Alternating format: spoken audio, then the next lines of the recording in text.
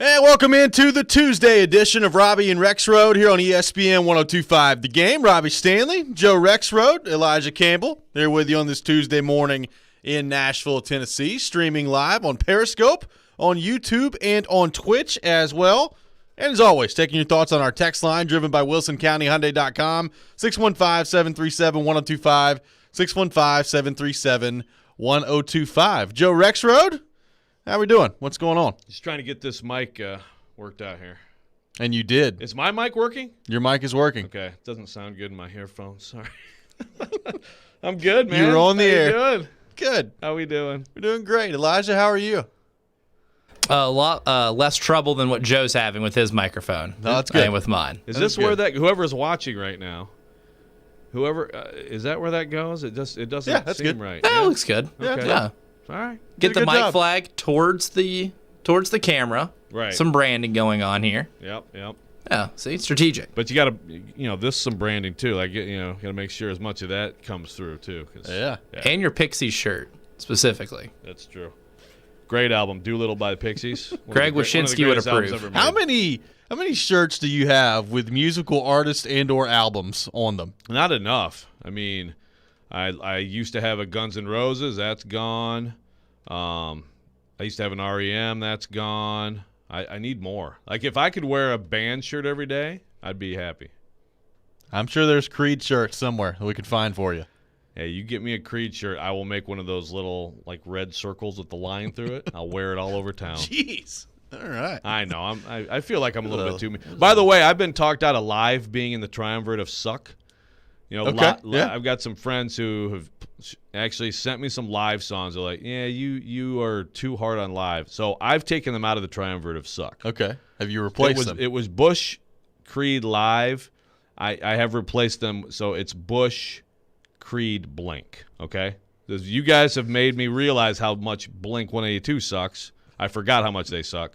So now they are in the triumvirate of suck. Okay. All righty. Bush Creed Live is now replaced by Bush Creed Blink, BCB, or BBC, Bush Blink Creed, if you will. Maybe so. If you like. Well, you saw. I mean, you didn't really see Creed play live, but you did see Scott Stapp play live. I mean, basically, so right? you basically saw him play live. I mean, like the dude who wrote the stuff and sings the songs, and then like whoever was playing the three chords, and yeah, I mean, I basically saw Creed. It was amazing. Okay, then. There you go. That's modern Creed. They ought to get out of the Right. triumvirate of suck.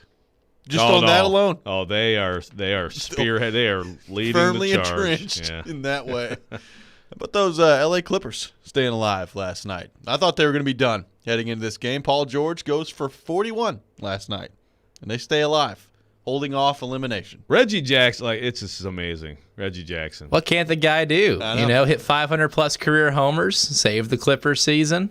Yeah, right, Nice. right. Mr. Very well October done. and Mr. Soon-to-be July.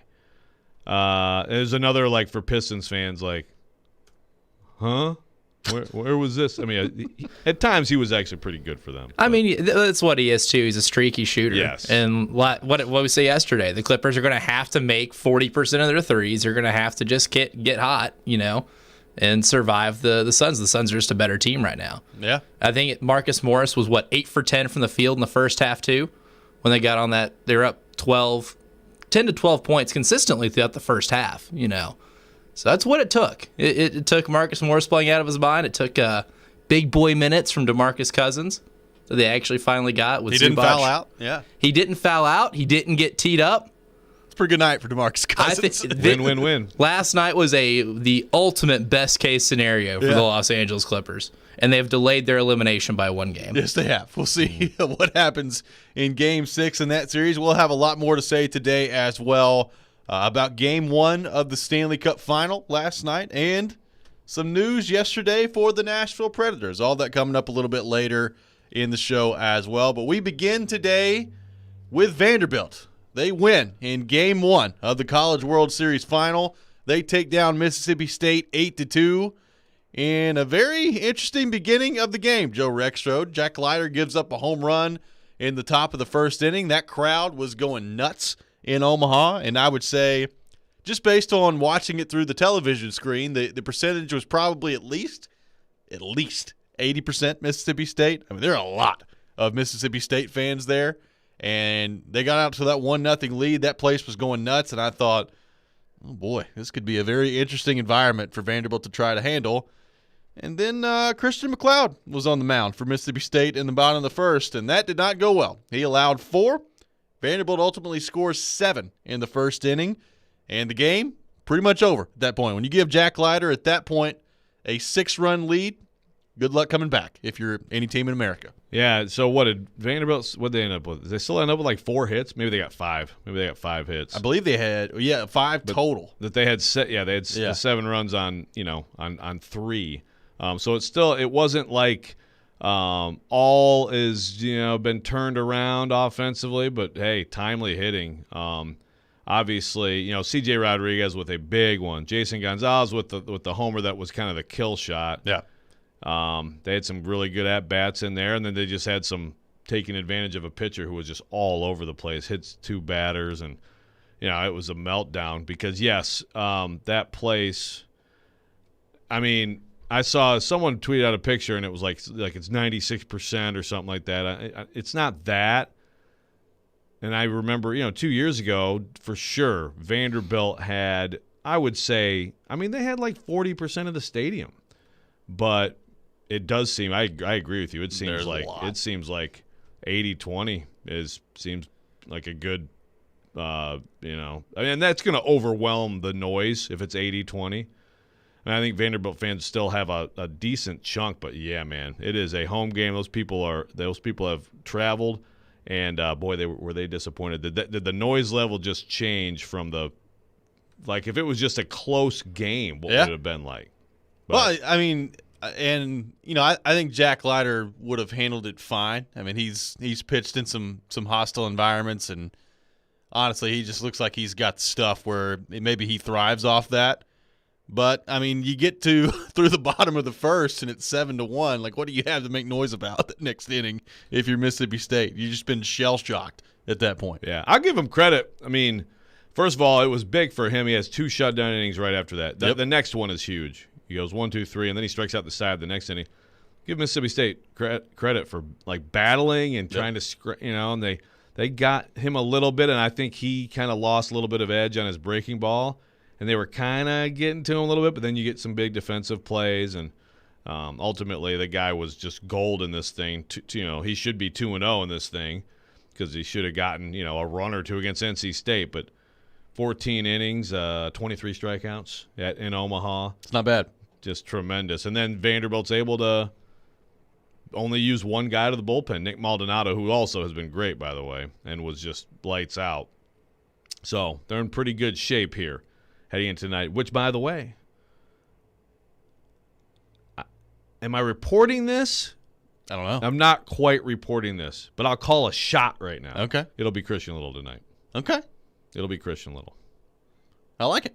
And I think that's the right move. He has looked better than Patrick Riley. They're both freshmen, and Riley was ahead of him, but Little has moved past him, and you got to go with your best. So what's an ideal amount of innings for Christian Little tonight? If he can get through 4, he got through 3 the first time. Yeah, 4 or 5 would be great. Anything beyond that would be like, whoa, what's going on with this kid? Even if you can just feel if you're fine in the game after 3 and can move on. You've got a lot of leeway now. Of course, you start getting into that bullpen, then you lose the game. Now I think Maldonado's probably out tonight. Yeah. But then again, look at the other side's pitching. Yeah. Now they have more depth. They have more arms in the bullpen. So they are more built for some of this stuff. But when you get 2/3 of an inning from your second best starter and your top starter is sort of iffy for the third game, it's not great. Well, I guess, and our buddy Jay Levin pointed this out on Twitter last night too. I guess if it gets to a game 3, maybe you can go back to McLeod at some point, considering that he only pitched 2/3 of an inning last night. So I guess maybe he's still on the table for them, maybe today if they need him. But, I did kind of feel bad for him last night. He allowed 4 runs. According to the broadcast, I think he was the first starting pitcher in College World Series history to not make it out of the first inning. He did not have a good outing the time before that either in the College World Series, and you could see it on McLeod's face. When he hit that first batter on the foot, which apparently was like the world's most difficult thing to figure out that he got hit on the foot with this umpiring crew last night, which I just continue to be flabbergasted by. I mean, there were some ball strike calls last night. Oh yeah, where I was just like, that ball was 2 feet off the plate, and you just called a strike. Strike zone. I mean, it was unbelievable. And then you're getting squeezed on some stuff that I swear is basically down the middle. I had no idea what the strike zone was. I guess apparently this is just a college baseball thing, so I guess I've got to get used to that because it's been all tournament long. These umpires are atrocious, and I can't believe that this is the best that you've got to offer in college baseball, top-level college baseball, but apparently it is because it's every game, it's every crew. So I guess that's just something you're going to have to get used to at this point. But I did feel bad for Christian McLeod because you could see on his face, I mean, that was unraveling quickly, and there was nothing he was going to do to stop it. I would have liked to see Lamonis give him a little pat on the back when he took the ball from him. He's like, "Give me that ball, just go to the dugout, you leave." But you're losing that game right away now. And I believe that they said this on the broadcast, and I thought this 100% going into. And actually, it's funny because it reminds me of 2 years ago with my Michigan fan friends who were like, what can Michigan beat Vanderbilt? And I'm like, well, you better win the first game because the pitching matchups, Rockers going the next day, and the two pitching matchups after this are not good for you. So you better win the first game. And Michigan did, and they didn't win another game. And I certainly think game one was the game Vanderbilt had to get. Agreed. With Leiter. Knowing you have Leiter for the full start, you got to win that game. So, Mississippi State, obviously you're playing to extend the season a game. I mean, this is going to be potentially a wild one tonight. And who knows with the freshmen. I mean, that crowd, I think, can make a difference if you don't have a dominant force on that mound for Vanderbilt. So there's still a long way to go to get this done for Vanderbilt. Vanderbilt 1 win away now from back-to-back national titles at the College World Series. We're off and running here today on Robby and Rexrode as well. Taking your thoughts on our text line driven by WilsonCountyHyundai.com, 615-737-1025, 615-737-1025. We'll continue the discussion on the Vandy boys when we come back. What's it going to take for Vanderbilt to close it out tonight and win their second consecutive national championship? We'll get to that next. This is Robby and Rexrode here on ESPN 102.5 The Game.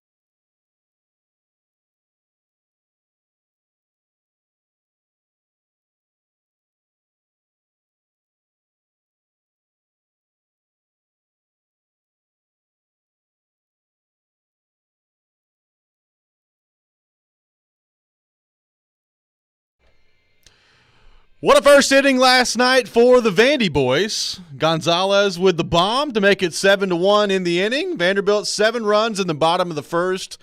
They're up 7-1 after one. And when you give Jack Leiter a 6-run lead, more often than not, you're going to be in pretty good shape in the game. And Vanderbilt was. They lead this best of 3 series 1-0 with an opportunity tonight to close it out and win their second consecutive national title and their third since 2014. Welcome back in.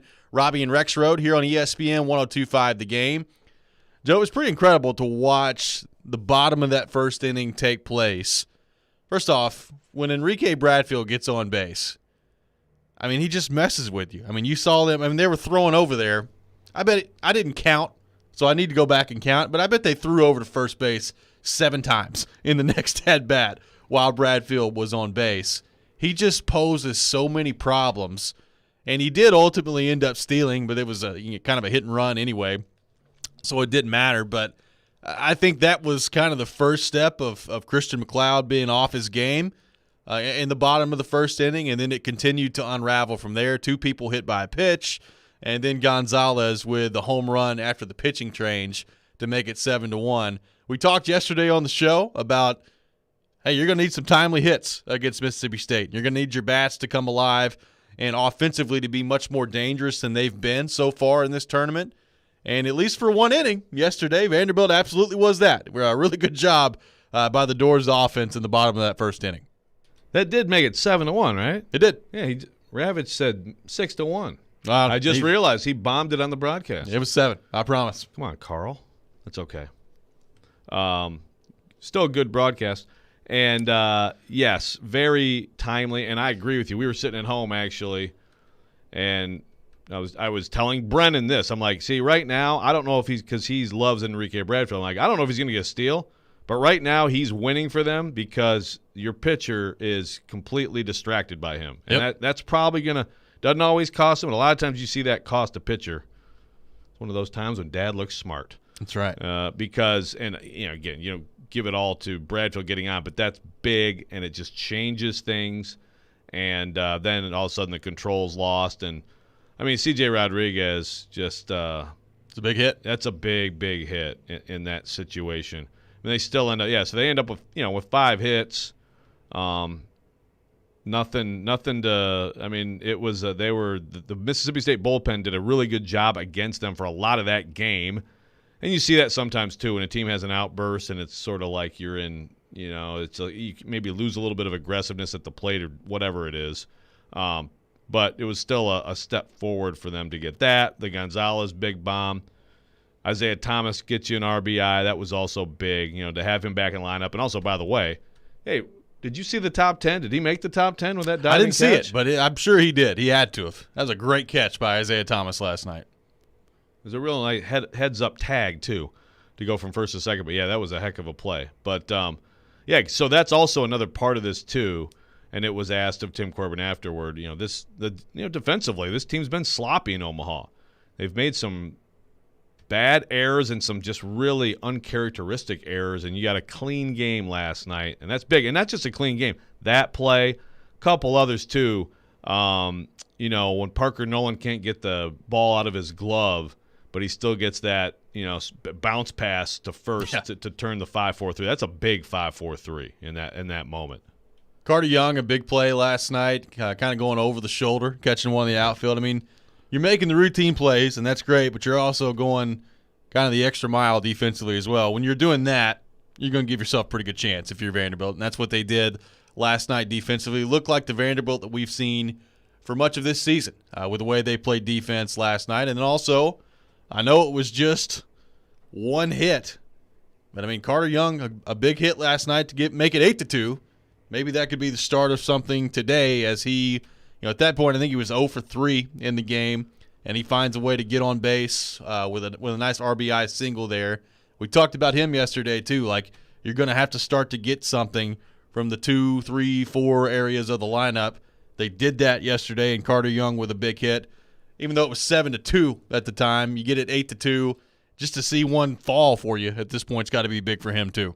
Yeah, no, that was I think important, and Honestly, I've been wondering if Corbin was going to move him down at some point. Me too. Out of the 2 spot, but he kept him there, so that probably helps keep him there longer. I don't know who exactly goes in if you do move him down. I mean, Vaz keeps moving up the lineup, but I don't know that you're going Bradfield, Vaz, 1-2. What a combo that would be. Yeah, it's a lot of speed. That's a lot of speed at the top, but no, they need Carter Young. But at this point, they need to find a way to get one more win. And at least with some of those guys, maybe you have a little bit better feeling. I mean, this game, this could be all over the map for both teams from a pitching perspective. So I'm looking for like a 12-10 type game, which means it'll be 2-1. But I would look at this and say, man, Mississippi State really had to dip into the bullpen. Vanderbilt's bullpen is in good shape. McIlvain, Murphy should be all ready to go. The other 2 M's. But then how much are you getting from Christian Little, if I'm right that he's starting? Yeah, and I think that's the interesting question as you move forward into this game today, an opportunity for Vanderbilt to close things out tonight. If not, it'll be Game 3 in a winner-take-all situation tomorrow, and I would assume at that point Kumar Rocker will be on the mound. We'll get to that a little bit more coming up here in just a second. So, Joe, as you look at this game tonight, Game 2, you know what the situation is. Mississippi State knows their backs are against the wall at this point. We talked about maybe Christian Little being the starter for Vanderbilt tonight. If you could get 3 out of him, that'd be good. If you get 4 out of him, I think that would be great. Is it then just the Luke Murphy show after that? How do you kind of handle the pitching staff tonight if you're Tim Corbin and Vanderbilt beyond Christian Little, if he's the one that starts? How comfortable are you with the bullpen depth that you have right now based on the way things shook out with NC State and the way things shook out yesterday in Game 1 with Leiter and Maldonado and their usage? Yeah, see, it's interesting in a situation like this because if you do go all out and say, okay, we're going to go 3 innings of Murphy or whatever, and then you lose, now, of course, you've kind of got it where you're alternating, I think, right? I think that was the whole idea last night is, you know what? This is Nick Maldonado's game. It's all him. And if we need him on Wednesday, fine. Yep. But now we have the other guys. I mean, look, I still think ideally you have it to the point where Murphy only works enough that you could still have him for an inning to just be a closer on Wednesday. And I don't know. I'm looking through the transcript right now of Lamonis because for whatever reason, not only did they say, don't come cover this event, media, they also said that, like, you don't even get both press conferences with this stuff. Like, it's just bizarre on the Zoom. And I'm not seeing anything about, like, I don't know who they are starting. There's not an obvious answer unless somebody out there really keenly follows Mississippi State pitching. I'm not sure exactly who they would throw today. Again, I think I think their ace is going to go tomorrow, but I'm not sure about today. So, but for Vanderbilt, McIlvain's a guy who has done heavy innings, and he's I think the bridge guy to whatever you have at the end. And then it's game situation. If you're behind, and it's just like any other team, you might go to somebody else and save your better arms, hoping that you're ahead tomorrow. But if you're ahead, I think McIlvain would carry a lot of the load tonight. That was probably the last time we're going to see Jack Leiter in a Vanderbilt uniform on the field, and what a way to close out his Vanderbilt career. You brought up his numbers in Omaha. They've been fantastic, 23 strikeouts, 14 innings, and one of the things we were wondering about with Leiter kind of heading into this postseason was, could he handle the moment? Could he handle the stage when things got bigger in the regional and the super regional and now into Omaha? I think the answer is overwhelmingly yes. He can handle it, and I saw Jamie Benn of the Dallas Stars talking about this last night with the Rangers. Jack Leiter generating a lot of conversation on social media last night. I don't know what team's going to end up with him, but whoever does, they're going to end up with a pretty special dude. He was unbelievable last night. Yeah, and he's been great the entire tournament. Really, he's been Vanderbilt's most consistent pitcher because Rocker had the one not great outing against Arizona. But his only chance to do this, it was everybody kind of knew it was going to be 2 years because of his age. It was going to be in college. And obviously you get that freshman year wiped out. So there's always going to be the what could have been of last year's team with a better lineup and those two guys. But yeah, man, he's done everything that Vanderbilt or Vanderbilt fans could have ever asked him to do. And there were some questions last night to that effect. What's it line in the Corbin? Someone asked Corbin, like, well, did you say anything to him? It could be his last game. And he's like, yeah, I said, good game. Yeah. No one wants to, talk about that now. And, I mean, hey, game 3 could go 27 innings. And got to bring him in there. Like, Jack, can you just throw lefty for an inning, man? Who knows? But, no, I mean, that's going to be his last appearance. And pretty strong way to go out. Biggest game of his career, in front of however many thousand Mississippi State fans, plus all of America cheering against him. Apparently so. Pretty impressive stuff. And yeah, like you said, it also helps a lot. I mean, he was owed a nice chunk of run support after the way he pitched against NC State and didn't somehow win that game. So that helps. I did think, though, and Tim Corbin brought this up last night as well, about him killing momentum for Mississippi State at different points. I mean, that's just what I think that's part of what makes him so good. Is his stuff is awesome, and honestly, his fastball last night, it had life to it and it was moving, but the velocity, it wasn't like consistently where we usually see it. Like, it usually is, he's hovering around 96, 97, 98. There are a lot of fastballs last night where it's 92, 93, which, I mean, you're still pumping it in there pretty good, but not quite the same. He only got up to 96, 97 a couple times last night, but to Corbin's point, I mean, there were some big pitches in there right after they took the lead where maybe Mississippi State's starting to rally a little bit, and he just shuts it down with a big strikeout. That's just part of what makes him so great, is coming up with big pitches, big strikeouts in pretty big moments in clutch situations. Yeah, and he even talked after the game. I mean, he basically had to switch to really pitching more to contact because he just wasn't getting the bite on the breaking ball. Yep. Which is interesting because that happened to Kumar Rocker on Friday too. It's like early on, it's all there, and then it starts to fade a little bit. So he got some big. Again, we talked about the double play. Got a big pop up, and he actually got another. I think that was him. I think that was Maldonado, where that was the one defensive play. Parker Nolan kind of overran that one. I mean, it wasn't an error, but that would have shortened that inning. But yeah, I mean, Leiter has a feel for the moment. Someone's going to get, a really good pitcher because he's demonstrated now. I think the big question was, can you go through a workload? Can you go through a year like this and maintain all your stuff? They did sit him for a start. He had a little midseason thing where, I mean, he's got to get bigger and stronger and all that stuff, and he's young, but, man, I'd feel good about my team drafting that guy right now. I'd feel pretty good about that as well. We'll continue the conversation on Vanderbilt when we come back and get to the question of how do you handle tonight's game if you're Tim Corbin from a usage standpoint, knowing that there could be a game 3 as well. We'll get to that coming up next. Also, an interesting question about Kumar Rocker. All that next. This is Robby and Rexrode here on ESPN 102.5 The Game.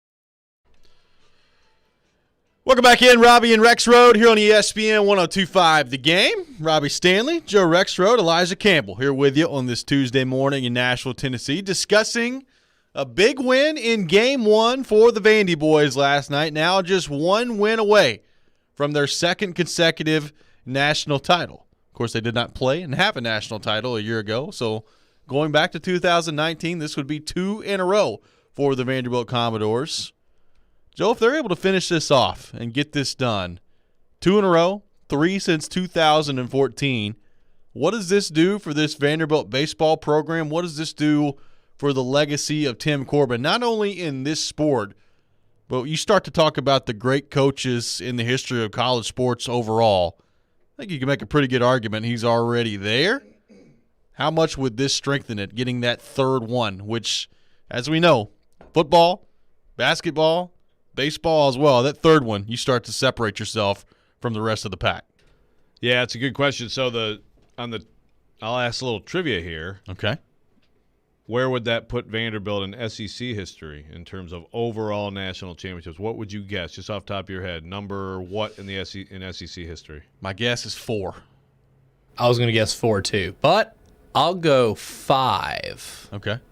I would have guessed around the same too. It would be number 2. No one has won more than Really? Other than LSU. Of course, Skip Bertman. LSU's got 6, right? Yep. And Skip Bertman, and that was I would say a legit dynasty in the early 90s, basically the 90s to 2000 with Skip Bertman. I mean, they won 5 of them, and of course Maneri got another. Florida doesn't have more than 2? I thought they would. Florida has 1. Really? That's in, it. In 12 times there. And South Carolina got the back-to-backs in 10 and 11. So, yeah, Vanderbilt would – Justin Smoke just hitting that's right. liners. Yep. So Vanderbilt would right there, stand alone – not alone, but they would stand alone in second after LSU with 3. And, of course, you're also talking about then you'd be at a 60% rate of winning the sucker when you get there. Now, obviously, lots of programs, several programs in this league have more appearances in Omaha because obviously this is pretty new stuff. I mean, Tim Corbin is not new, and they've been very good for a long time, but this stretch of just being the best program is last decade-ish, right? So, no, I mean, it's a separator. It is. 2 to 3 is a separator, and I think you find that in a lot of sports. And it's also you won't find too many instances in history of a back-to-back that's also a third one is within the range, like in this kind of a range, like a 7. Yeah. It's 7 years, or is it 7 tournaments in 8 years? I mean, obviously, you take last year out. It's within X number of tournaments. So you don't find very much of that throughout history of this thing. So it would be a big deal. And then the question for me is, one, okay, how much does it matter? Obviously, you want to win, so if you get nervous if you're in a deciding game. But if you do win tonight and you just run away and just thump them, does that shut up any of the Vandy didn't earn it stuff? But on the other side, if you're a Vanderbilt fan, do you have a little bit of, man, it'd be amazing if Rocker was able to win this sucker, Maybe. Would it be a little bit poetic to have Kumar Rocker on the mound in the deciding game and have him win it? I mean, you're playing with fire if that's what you want. You want him to win tonight. But I guess is that a consolation if they lose tonight that you get him tomorrow? Well, I think you certainly feel good about that now. And I think it was Chris Lee that threw this out after the game on Friday before all the craziness really went down on Saturday. They didn't have to play the game against NC State. We thought maybe. I mean, that could have been it at the time for Kumar Rocker. Had they lost Saturday, they would have been eliminated, and we would not have seen him again. And we still may not. If Vanderbilt wins tonight, probably not going to see Kumar Rocker again. I think Chris Lee threw it out there that he was the greatest athlete. You can make the argument, the greatest athlete in Vanderbilt's history. What do you think of that? Because I start, kind of going through my mind of some of the athletes that have walked in and out of there. I think you can certainly make the argument he's one of the most clutch in Vanderbilt history, but I'm starting to look around saying, yeah, you know what? Maybe he is. He's pretty good in terms of, all sports at Vanderbilt. He's near the top of the list if he's not right at the top. Yeah. And they've had some good pitchers walk in and out of there too. Well, exactly. Yeah, they've had some. Obviously, like David Price, just in terms of what he is but they weren't quite ready, to do the whole thing back then. That's the thing. It is tied to still what's around you. Like, is Kumar Rocker right now, is he a better pitcher? Does he have better stuff than David Price had here in 2007 when he went number 1 overall? I would say no. No. But now it's not that far off, but no. No, right. I mean, look, Kumar Rocker's, I guess now he's down to 7 in the draft, in the mock draft, so tumbling to 7. I'd be, again, we talked about Jack Leiter. I'll be very happy if my team were to get Kumar Rocker in the draft all day long. But so, like, those things it's hard to separate them from also your surroundings. I mean, here and there they've had great athletes in various sports that probably run crappy teams, right? I mean, like every school does. But you remember more, the ones who won championships. And look, if you do it in big moments, that has to matter. If you do it in the biggest moments, that has to be a separator there. And when you have an elimination game as a freshman and you throw a no-hitter, I mean, what else are you looking for, So I think you can make a pretty good case for it. It's definitely like I guess if you want to say in your craft, you're comparing, because again, Price would be a guy. Walker Buehler was a guy who was great. Dansby Swanson was great. I mean, this program has some some great examples. But if you combine all the factors and you just talk about, did they win another championship here? And he was a key part of 2 of them, and it could have been a key part of 3 of them. It's tough to not think that way. Yeah, I would say so. Like, it's interesting to think about. And to that point, I mean, you would assume if there's a Game 3 that he'll be available at least in some capacity tomorrow for Vanderbilt in Game 3. I just wonder, this is always kind of interesting to me in this tournament because it's a 3-game series. The winner of Game 1, you're in a spot where you've got 2 cracks at it to win this thing. Now, as Carl Ravitch and the guys on the broadcast were pointing out last night, recent history says if you win Game 1 and you lose Game 2, you're probably going to lose Game 3 as well. Like, that's been the way things have gone as of late in this tournament. I just wonder if you're Tim Corbin and this Vanderbilt staff, how do you approach this game, particularly if maybe you're trailing and you're trying to fight your way back in to win? How do you approach it with your pitching, knowing that you could have another game tomorrow in Game 3 in a winner-take-all situation? To me, that's a really fascinating part of this equation we saw it maybe last night with Mississippi State as well. Obviously, McLeod was struggling in the game, but theoretically you'd like to leave him in there a little bit longer to not eat up your bullpen as much as they did. But maybe part of the strategy is, hey, we may need McLeod again coming up down the road here. Like, this is a very interesting chess match that these coaches have to figure out as to how to deploy their pitching staff in games like this. Right. And that's the thing. It's like if you're behind, okay, it's a one-run game. I think you're going with your best. You're going with McIlvain, maybe Murphy. I mean, you're trying to win the game. But I think if there's any separation, that's where you're like, you know what? Just like one of their guys last night hadn't pitched in forever. Yeah. Lefko or whatever his name is. I mean, he hadn't pitched a long time. He pitched well, by the way. But they went to some guys like, okay, we're going to use some arms that we would not have used if this was a tie game or if we were ahead or whatever. And I think it's got to be, something like that. So I guess Houston Harding is a guy that may be, going for Mississippi State tonight. Guy who hasn't pitched a ton, but he has pretty good numbers. So, yeah, it is an interesting chess match, and that's also interesting about the whole. You can't. I don't think you can have that mindset of, well, I can win tomorrow. Now, granted, with Rocker, that it makes it a little different. But I'm certain Tim Corbin and Scott Brown. It's like it's all today. Yeah. Oh yeah. This is it. There's no tomorrow. This is the day to win the thing right now. That's a lot on Christian Little. So it'll be interesting. But I actually like the way he pitched last time out. I mean, I know he got too emotional about some of the mistakes behind him, but if he doesn't have those mistakes, that could have been a different kind of outing for him. So I think his stuff is is really good. What a story it would be for Vanderbilt, too, for this guy to do that tonight. And it's like, by the way, he'll be back next year for his sophomore year. Yeah. And next year he'll actually be 18 years old. Think about that. It'd be something.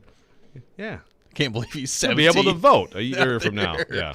Going to throw in a College World Series final game potentially tonight. Going to be pretty amazing to see if that's what ends up taking place. We'll continue to take your thoughts on Vanderbilt all show long here on our text line, driven by WilsonCountyHyundai.com, 615-737-1025, 615-737-1025. When we come back, a couple of days away from a lot of NIL stuff in college sports. We're already beginning to see some of it.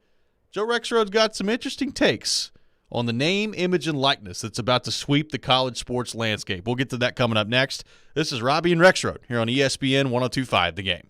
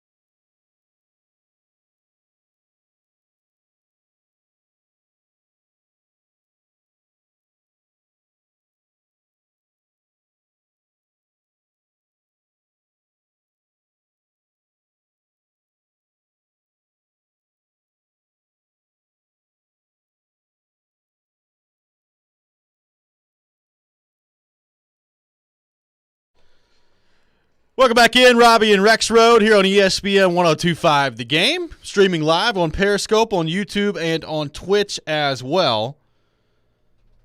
Thursday's a big day, Joe Rexrode. Not only is it closer to July 4th, which is one of my favorite holidays, but July 1st rolls about on Thursday, and that is the beginning of a new era in college sports. Name, image, and likeness laws go into effect for some states, and student athletes are going to be able to start making some of that money. And Graham Mertz yesterday, the starting quarterback for the mighty Wisconsin Badgers, is getting out ahead of this, coming out with a video on social media with a caption of "coming soon," which is basically just a video of Graham Mertz throwing a pass says, I got 5 on it because his number is number 5, and then a trademarked Graham Mertz logo behind it, which means that Graham Mertz is about to start making some money. I thought it was hilarious. The reaction yesterday on social media was pretty funny. Most people were having fun with it. There were some of, oh my gosh, I hate this. This is about to totally change college sports with these athletes making money on social media. But here we are, just a couple of days away, Joe, from the landscape of college sports changing as we know it, and name, image, and likeness laws going into effect. I mean, there is some stuff that's going to be great to make fun of. Oh, it's going to be awesome. Like that was just all like, Graham Mertz, GM, oh yeah. I will promote your whatever you want. I will sign your card. I think like 10 years or 15 years ago, Jim Sorgi. Yeah. Like, something really cool like that. Just like these random athletes that just don't get like that kind of bub. Like their peak is in college. They're random athletes after that. Like CurtisPainter.org. Oh, it's going to be amazing. Well, but also Graham Mertz threw for 1,200 yards and 9 touchdowns in 7 games last year, by the way. he is pretty talented. Yeah. Well, so you brought up in the break, David Ubben's story at The Athletic from last year. He tweeted out again, and it's worth revisiting.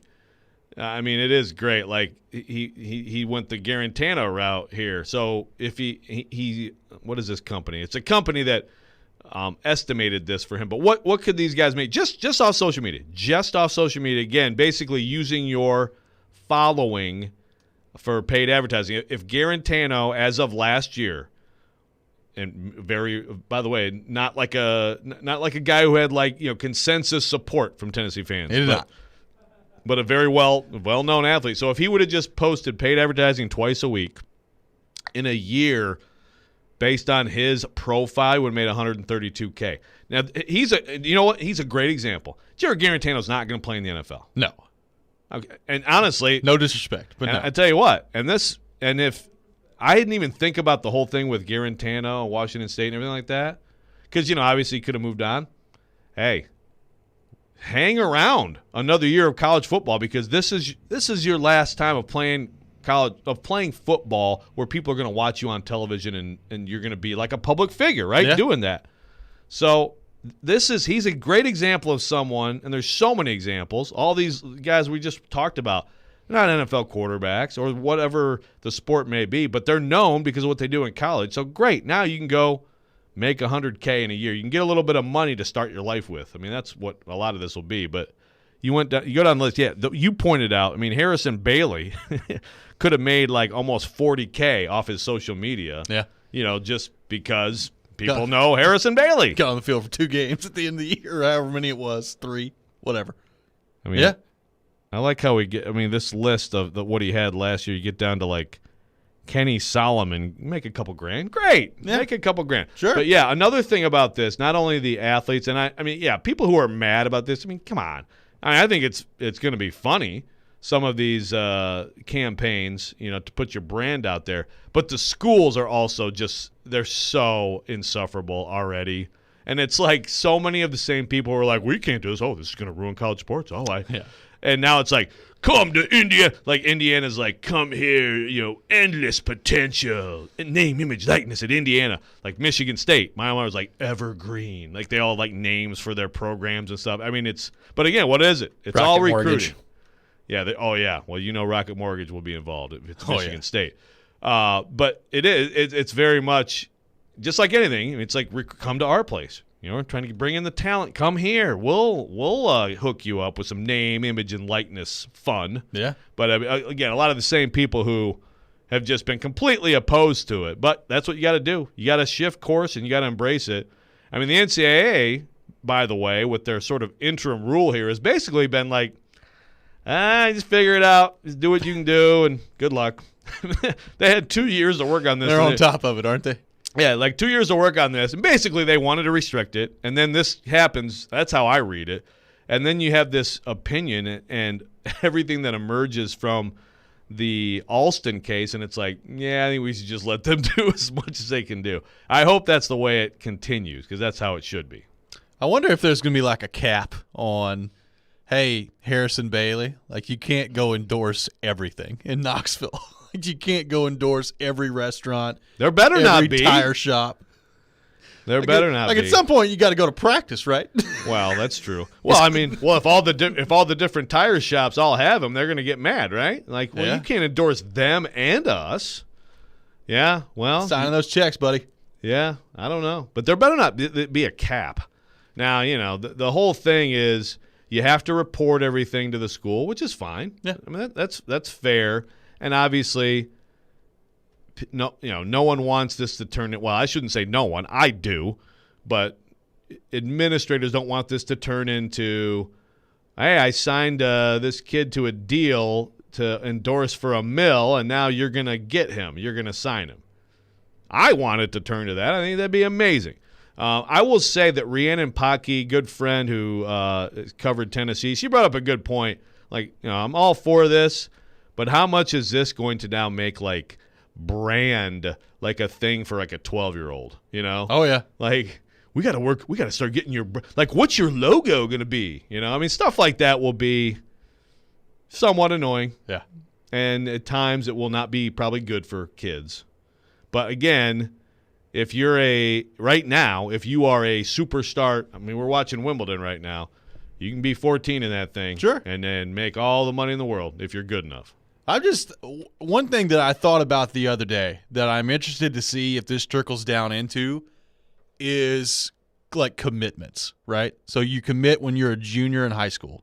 I'm going to Tennessee. I'm a 4-star quarterback. I'm going to Tennessee. Like, can you start getting endorsements then? Because, look, we see people flip from commitments all the time. Like, I wonder if I'm a coach in Knoxville and I know a guy that owns a business, I'm like, hey, why don't you go slip old buddy over there, $600 for endorsing one of your products. He's a commitment. We'd really like him to stay next year. I wonder if that trickles down into, like, high school sports, these high-level recruits, high-level commitments on that front. Well, is it – so if you're slipping them the money, then again – well, you know what I mean, but, like – endorsing stuff. Yeah. Again, like, there's where, like, so now it would be like, here's the bag of cash. Yeah. No, come here instead. That's what I want to happen. It's like, oh, we got a little bidding war here. We've got Pilot Flying J over here for Tennessee and, whatever oil company for Texas A&M. And we got a little, again, like, this is where. Dreamland Barbecue for Alabama. Yeah, there you go. There you go. But, again, this is where I think, hey, I think there will be some guys like Terrell Pryor, like when Michigan, Ohio State were going after him, and it was like for both programs, it was like the end of the world if you don't get him. Yeah. There's an example of, or, like Jadeveon Clowney when he was being recruited. Like, there's going to be some players where it's like, if you got some cash right now, like this, whatever we can do, okay? But, again, return on investment over time, there's a whole lot of guys like that who don't end up being nearly what you thought. So I don't know. I think certainly, though, in recruiting, we know what it's about. Talent's the name of the game. Sure. It's the lifeblood of all this stuff is recruiting. And so there are going to be people certainly who look to go through loopholes and use this to their advantage. Again, to me, it's like, why can't we just bring it all above board and make that part of the thing? I think it would be incredibly entertaining. I can't wait to see what some of these student athletes start endorsing.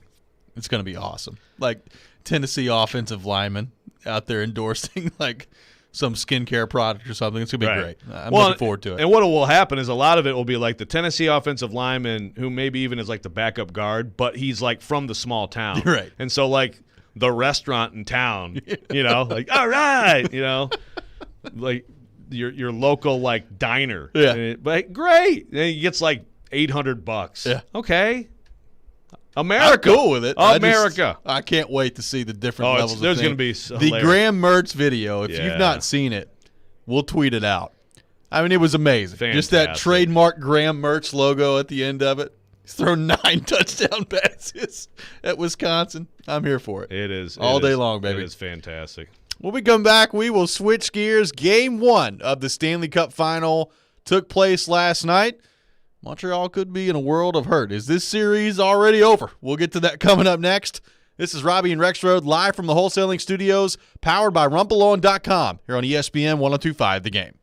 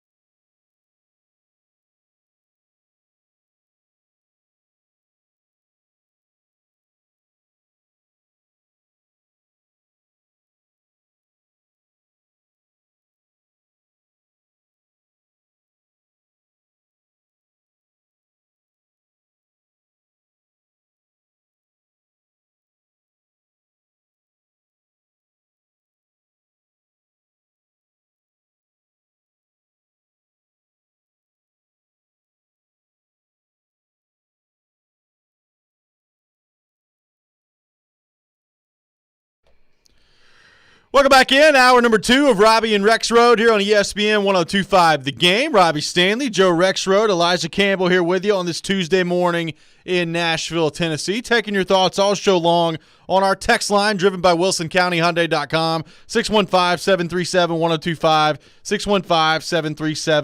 615-737-1025.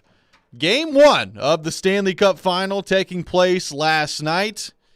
And it was a 5-1 win for the Tampa Bay Lightning. The reigning Stanley Cup champions get it done at home. They take a 1-0 series lead against the Montreal Canadiens in the best-of-7 series.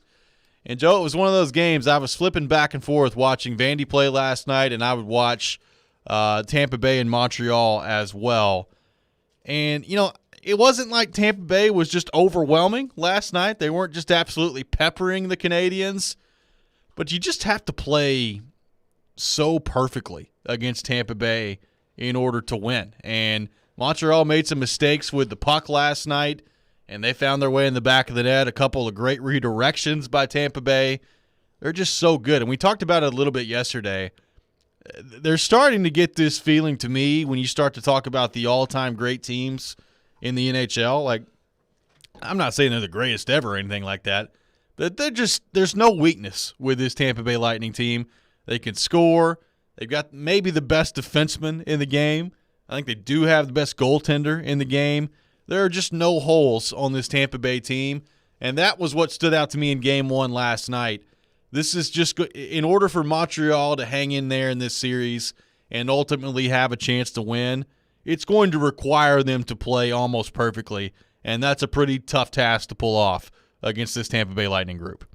It's also, and I hope I'm wrong, but it also kind of hits me like, man, Vegas, Tampa Bay could have been fun. Yeah. Oh, Colorado, Tampa Bay could have been fun. So much fun. Is this going to be no fun?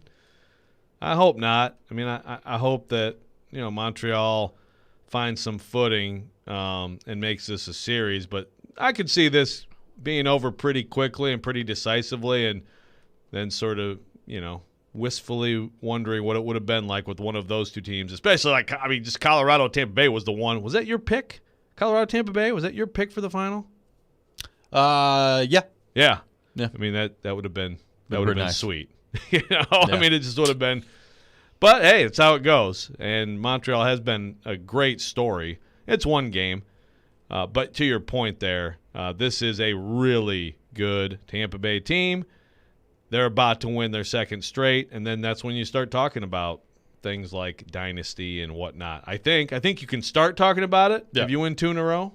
I agree. Because now they've got some challenges coming up, like teams often do in this situation, but still, ridiculous team. Oh, they're really good, and you could tell things may not be going well for Montreal pretty early last night. They came out for warm-ups. Brendan Gallagher tripped coming out on the ice. Shea Weber stepped on a puck in warm-ups and fell over. Carey Price got hit in the neck by a teammate in warm-ups. I was like, what's going on out here, man?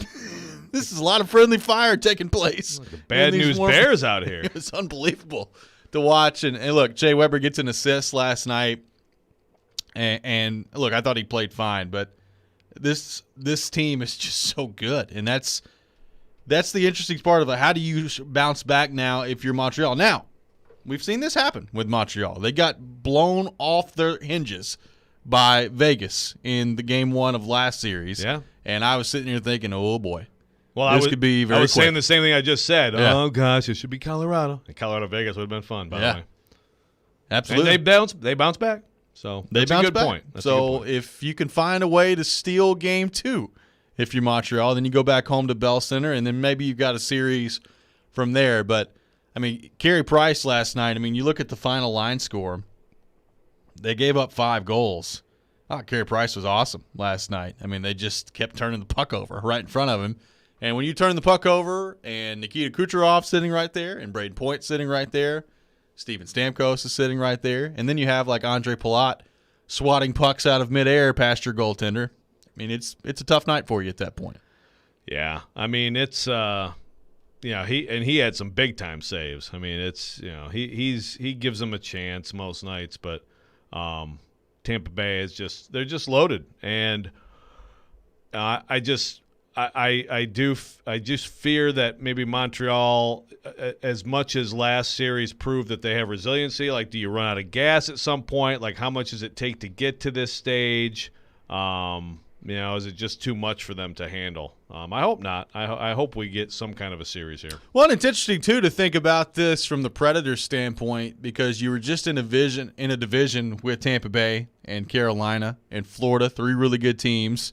And that's not going to be the case next year. They're going back to the regular divisions with Colorado coming back into the fold, Winnipeg coming back into the fold, a playoff team as well, Minnesota, who's been really good this year, St. Louis, who was always right there. I think maybe the depth in the actual Central Division is a little bit better than the one they were just in. But I think outside of Colorado, the top of the division may be a lot easier than what the Predators were just in.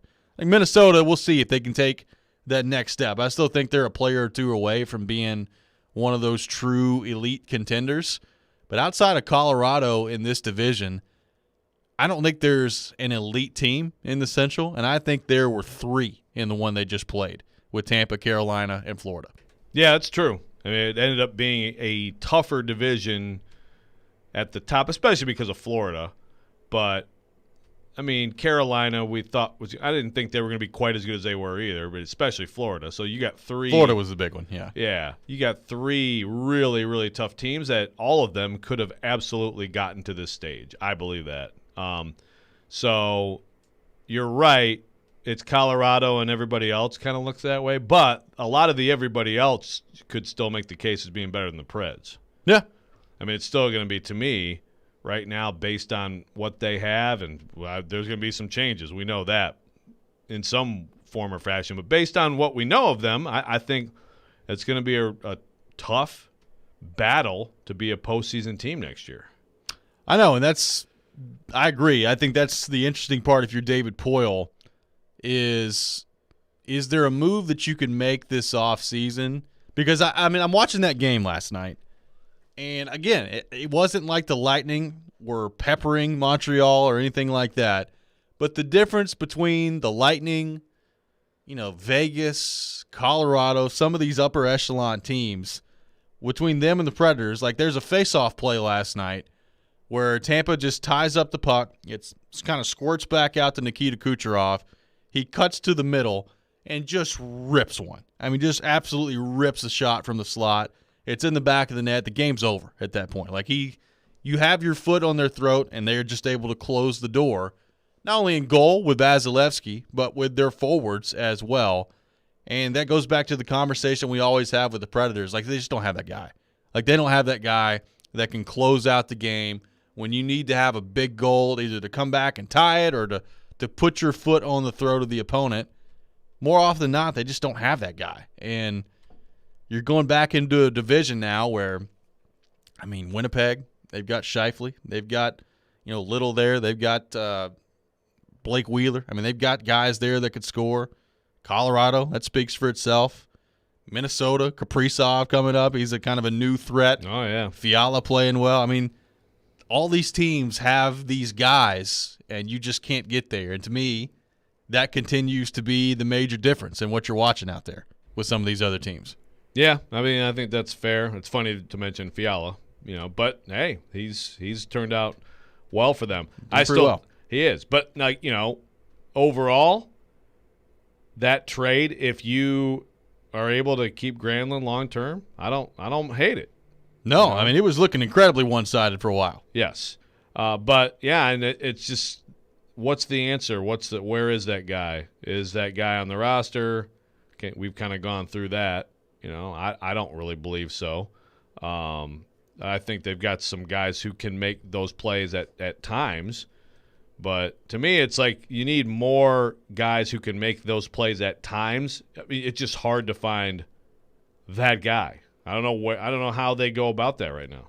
Let's go to our text line driven by WilsonCountyHyundai.com, 615-737-1025. Steven texting in. They had that sniper, and they traded him. Shea Weber. Shea Weber's not a sniper. I mean, heck of a slap shot. He's got a great shot. He'll Shea Weber break some glass for you. Yeah, I mean, he's a defenseman. Yeah, we're talking about forwards who have massive production and come through with big moments offensively. I mean, Right. I mean, don't get me wrong. Shea Weber, he's been a great player. Yeah. Still is a very good player. But, I mean, his career high in goals for a season is 23, which, by the way, is excellent for a defenseman. That's a pretty big number but, for a defenseman. Not quite the same conversation. Yeah, I mean, again, the Shea Weber thing, it's a great story.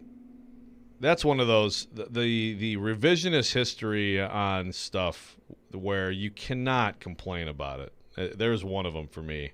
No one should complain about that, in my opinion, because it got you exactly what you were trying to get. It got you very close. Sure. It worked. I mean, I would say the same thing about the Johansson trade. I agree. Look, I think both of those trades, especially early on, worked out very well for the Predators. And look, it's not like people say, well, Shea Weber, they could have got to the final that next year with Weber too. Maybe. I don't know. I mean, he for a couple years after that was battling through some pretty significant knee injuries as well. So I don't know how it would have played out here in Nashville with him if Shea Weber would have stuck around. But He I was don't barely playing. I know, but I mean, the first year after he's pretty good. He played 78 games in the year after he got traded. But the year after that, I mean, he was hurt the whole year, and then he was hurt for half the year the next year. The year that PK Subban almost won the Norris. Yeah, exactly. I mean, I'm sorry, but well, there was a point in time in this conversation where, I mean, league-wide, it wasn't close. It was Nashville won the trade. Right, it was a blowout. And then people were comparing it to the Legwand, Forsberg. And then PK left, and Shea Weber got healthy and started to play better, and then this conversation has taken place. But I agree. I don't think you can look back on that trade with a whole lot of regret if you're David Poile and the Predators. Now, selfishly, would you still like to have Shea Weber? Probably, yeah. He's a pretty good force in that room. Well, you'd like Seth Jones now, too. I also mean, got great. that contract for the next 4 years, and he's 36. So, exactly. Pretty big contract. Yeah. We'll continue the conversation on the Predators when we come back. Ryan and Hermitage, hang with us. We'll get to you after the break, including some big news for the Nashville Predators yesterday involving a big-time NHL event. We'll get to that coming up next. This is Robby and Rexrode here on ESPN 102.5 The Game.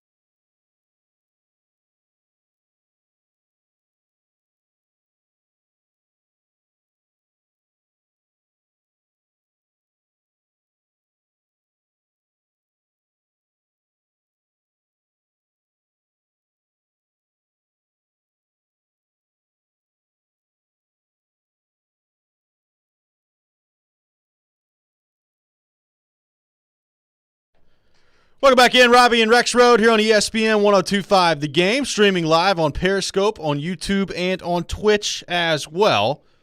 Talking Nashville Predators, taking your thoughts on our phone and text lines, driven by WilsonCountyHyundai.com, 615-737-1025, 615-737-1025. Let's go to our phone line and welcome in Ryan from Hermitage, who wants to weigh in on the Predators. Ryan, thanks for calling in to Robby and Rexrode. Morning, guys.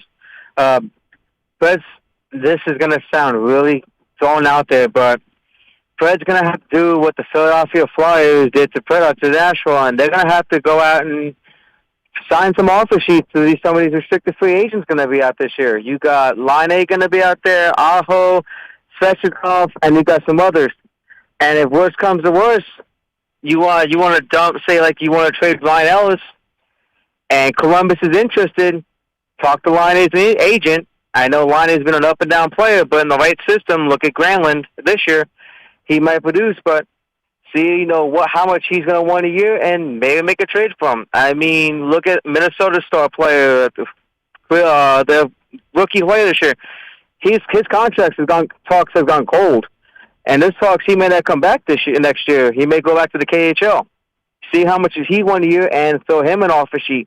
And see if maybe you can get one of these star players off these teams to come here and play that come the forward we've been looking for. Hey, thanks for the call, Ryan. We appreciate it. Where's the money? Yeah, that's the thing. Like, where's the money coming from? You've got Granlund you got to think about re-signing. You've got Ekholm. You've got Forsberg. I mean, there's not a whole lot of money to play with. I mean, I hear you. There are some interesting restricted free agents out there, but, signing someone to an offer sheet and that actually working hardly ever happens in the NHL. Like, Ryan is correct. Philadelphia signed Shea Weber to an offer sheet, and that's why Shea Weber has got the contract that he has, which I know a lot of people at the time were critical of Shea Weber. He must want to leave Nashville. No, Shea Weber wanted to sign a 14-year, $110 million contract. He didn't care if it was in Philadelphia or in Nashville. You signed that contract. It's like Tony Vitello. Of course you talk to whoever wants to talk to you. Yeah, exactly. You end up in a better position. This is basic stuff. So, that part of it all makes sense. It's just so difficult to accomplish on that front. Now, as far as Line A is concerned, I don't have a ton of interest in that guy. If I'm the Predators, I just don't. He's bounced around to two different teams now. Winnipeg gave up on him essentially at the age of 22. Yep. Columbus, and I know it's John Tortorella, and it's different. That didn't go well. So, look, I don't know what's going to happen with Patrick Laine. Maybe he's obviously a really gifted goal scorer.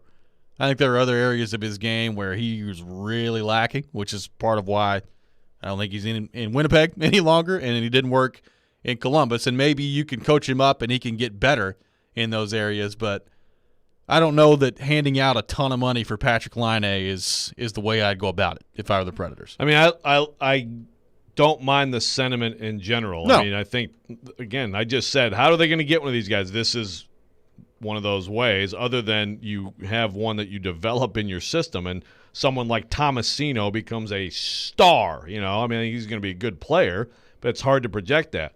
Short of that, well, you have to you look around and you try to land someone like this, but the Preds in particular have all kinds of challenges to even be able to do that.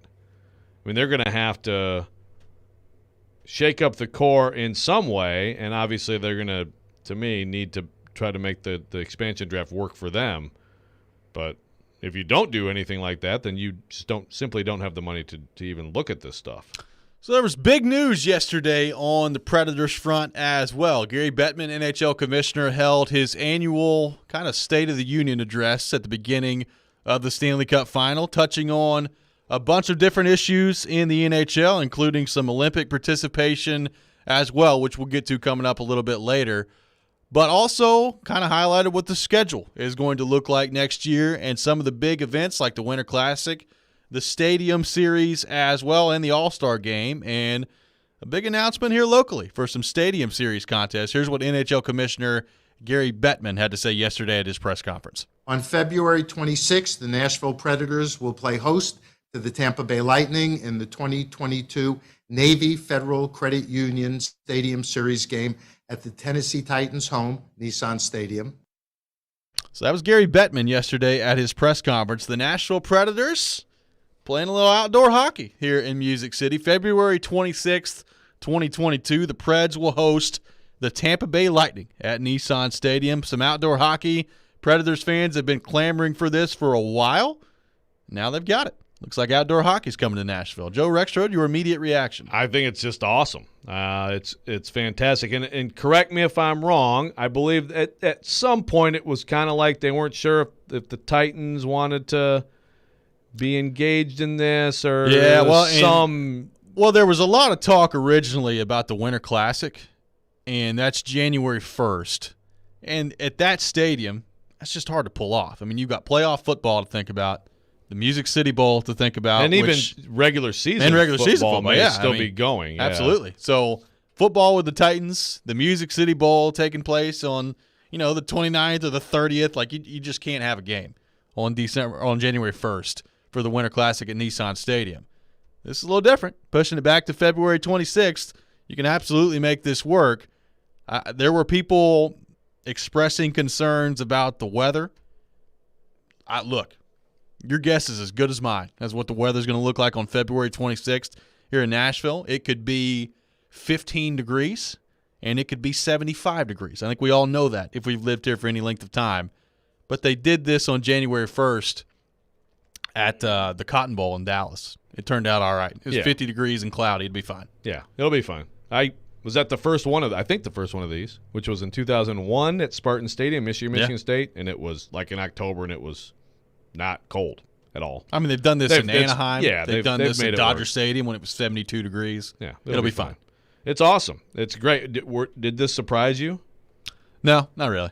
Maybe this particular year did, but I've kind of been hearing for a while they're trying to get an outdoor game here pretty bad. I mean, the NHL, from the people I've talked to, were blown away by the All-Star game in 2016. And then the Cup final. And the Cup final. I mean, they're just blown away. So I think you're going to see a lot of events here. Like, I don't think it's going to be too much longer before the draft comes back here. I don't think it's going to be too much longer before the All-Star game comes back here either. Now, the All-Star game going to Vegas next year, which that'll probably be awesome. It's a pretty good place to have an All-Star game at that point. But I think you're going to see Nashville pretty regularly in the rotation for some of these big-time NHL events. And apparently we got more social media anger coming from the Raleigh, North Carolina area. That. Some Canes fans very salty. Very salty.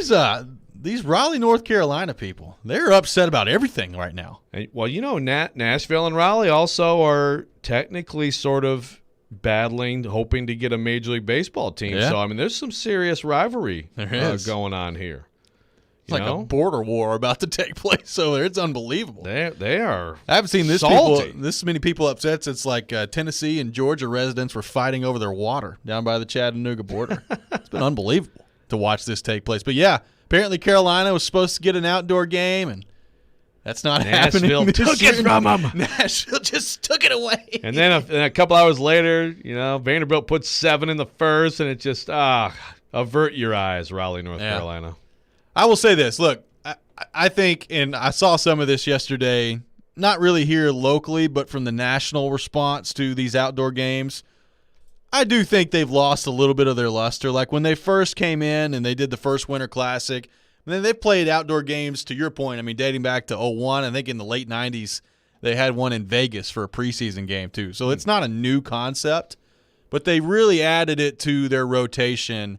I think it was back in 2008. When Pittsburgh and Buffalo, that first one, and it was snow everywhere. It was awesome. Yeah. Like, it was just an awesome environment to watch. I think it has lost a little bit since then. But I will say, going down to Winter Classic a couple years ago in Dallas to watch that was a good time. I can promise you, if you've never been to an outdoor hockey game, watching it on TV is one thing, and it'll be a good product on television. But actually going to the game and experiencing that environment, which is basically just like a college football environment in an NHL hockey game, I think it's going to be awesome. And I fully expect Nissan Stadium will be sold out. There will be some Tampa Bay fans here. Be a lot of Predators fans here. It'll be an event. I think it's going to be great. And I know it's lost a little bit of the newness to it league-wide, but I think this is going to be pretty awesome here in Nashville. Yeah, I mean, now it's a tradition. So keep it going. But, yeah, obviously, those early years it was such a novelty. But I agree, it'll be a great scene. They're always a great scene. It's something that people don't get to do very often, and I'm really happy, for the city that it worked out. I think, look, how many times, whether it's a staged event or a spontaneous event like a team advancing the Stanley Cup final, every single time, all I hear are raves from people who visit here. I mean, It's just this city knows how to do these things as well as anyone. Let's go to our text line, driven by WilsonCountyHyundai.com, 615-737-1025. Got a texture that says, can't wait to bring out the Lombardi Trophy on February 26th at the Stadium Series game after winning the Super Bowl 2 weeks before in Los Angeles. I like that. How about that? Maybe a little guest appearance from the Lombardi Trophy at the Stadium Series. It'd be game. like the instead of putting the sword in the ground, like sometimes a Predators player put the sword in the ground, you have a Titans player come out and lift the Lombardi into the air at center ice. Taylor Lewan at center ice, just chucking that Lombardi up in the air. And then just drinking like the most foul PBR out of it. It sounds amazing. Does sound great. You see the dude, by the way, the shoe drinking beer thing? At the College World Series? Yeah, that was the Texas guy. That's enough to root against Texas, I think, the rest of my life. I hope that was his own shoe. Is that? I assume I he took would it off assume and put the but beer in even it. that, you're like, all right, dude, come on. It's hot outside. You've been wearing these shoes all day. Feet are probably sweating everywhere, and you're going to chug a beer out of your shoe. I hope that dude's a pedicure enthusiast who just bought the shoe. Golly, I hope he is too. When we come back, I don't know where to go from there. We'll Disgusting. take your thoughts on our text line, driven by WilsonCountyHyundai.com, 615-737-1025. What do you think of outdoor hockey coming to Nashville? What's your interest level? What do you think this game's going to look like between Tampa Bay and the Predators? We'll get to all that coming up next. This is Robby and Rexrode here on ESPN 102.5 The Game.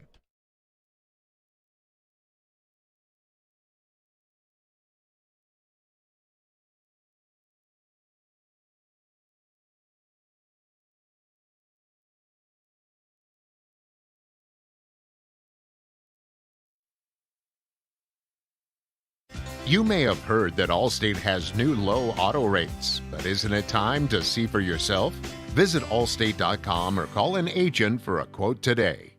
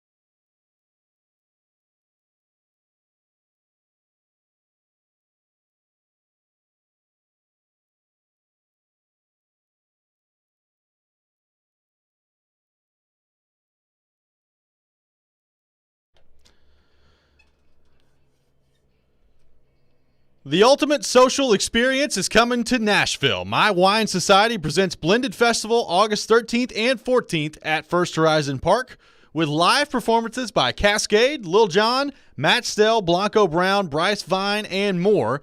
Enjoy Blended's massive 100-foot wine tasting tent and indulge in culinary activations by Nashville's hottest chefs. There's also Blended's relaxing wellness lounge, VIP village, and a whole lot more. Get Blended tickets on sale now at blendedfestival.com. Use promo code GAME at checkout for 10% off of your ticket. Welcome back in. Robby and Rexrode here on ESPN 102.5 The Game, discussing the Predators getting an outdoor hockey game next year. The NHL announcing yesterday the Predators hosting the Tampa Bay Lightning on February the 26th of 2022 at Nissan Stadium in the Stadium Series. Taking your thoughts on our text line, driven by WilsonCountyHyundai.com, 615-737-1025. Chris. Yeah, Chris on the text line. Good text, Chris. Tim Corbin called Gary Bettman and told him to schedule the Stadium Series in Nashville, taking that thing away from Raleigh. Well done. Well done. Very well done. And if I was Tim Corbin, I would probably say that I did that just to further upset the people of Raleigh, North Carolina. Yeah. And then he's like stage an officiating conspiracy in the spring so that the Preds are not playing while we're in the postseason. Thank you. Thank you, Gary. Yes. Wonder how that conversation All went. powerful Tim Corbin. That's right. Let's go back to the text line. Mark from Clarksville texting in. Always wanted to go to an outdoor hockey game. Looking forward to taking the wife and kids to this game. Should be a great time, and what a way to introduce my son to his first hockey game. That's awesome. It's not a bad not a bad first hockey game there. Going to the outdoor game in February. I mean, it's one of those things where, like, you have to go, right? Oh, yeah. I mean, you got to go. You live here, like, this is something you don't miss this. Even if you went to the Dallas one. I mean, I think if you went to the Dallas one, that'd be more reason to go. But, yeah, it's a pretty awesome environment. I would be at Nissan Stadium for sure. Let's go back to the text line. Got a texter that says, very excited for the environment and a new jersey. Less excited for all the insufferable Lightning fans, especially if they win a second cup in a row. Wow. Is there going to be a big invasion from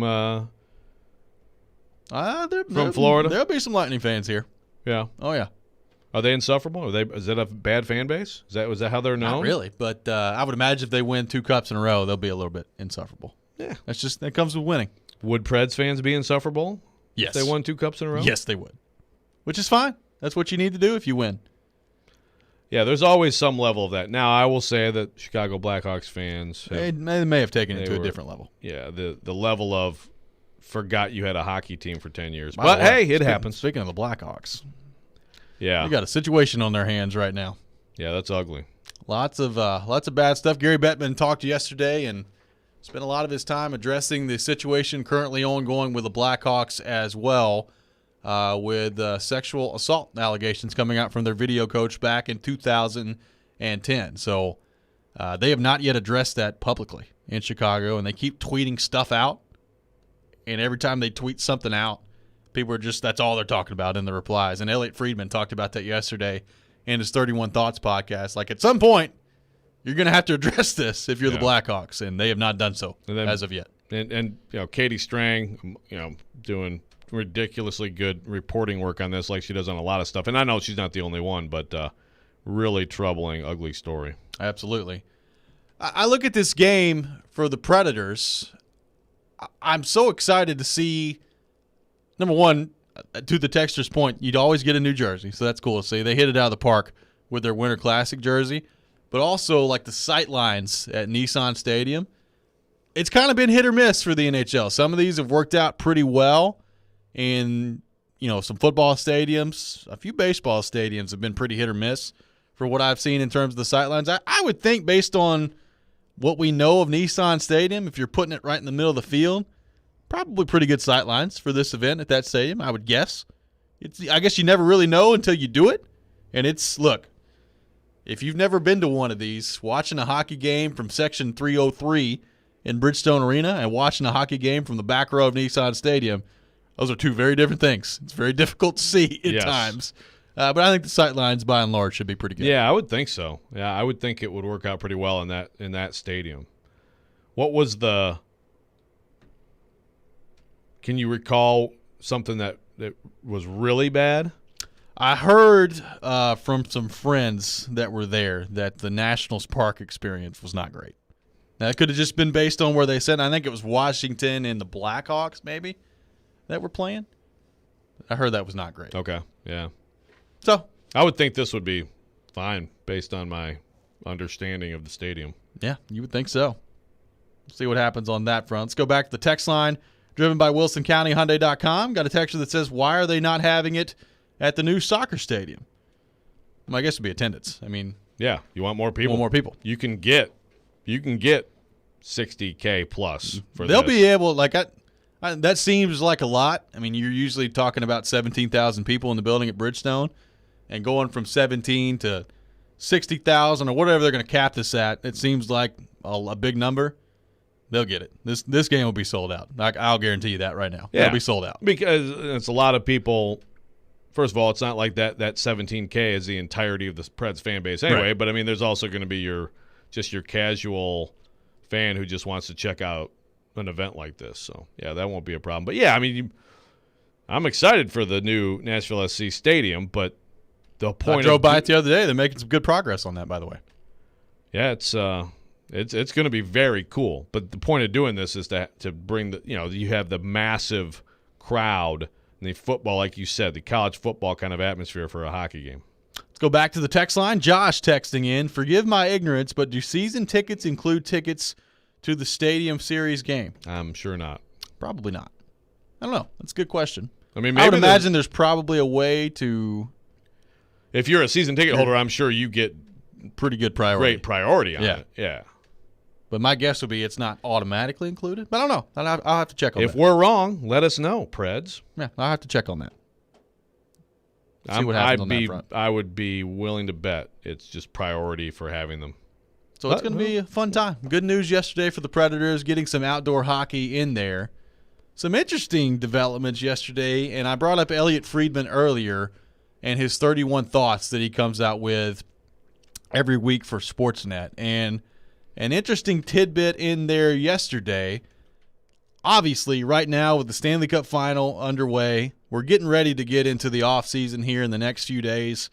Whether the series goes 4 games between the Lightning and the Canadiens or whether it goes 7 games. I mean, we're right now right in the thick of it where the expansion draft is only a few weeks away. You're going to have to turn in your list of your protected players, your unprotected players. And before we know it, the expansion draft is going to take place, which, by the way, it's going to be on ESPN. So that's pretty awesome. And the first round of the draft going to be on ESPN as well. So the TV coverage from NBC, which quite frankly during these playoffs, I think has just been absolutely atrocious. Like they've just totally mailed it in at this point, and it's been obvious to watch.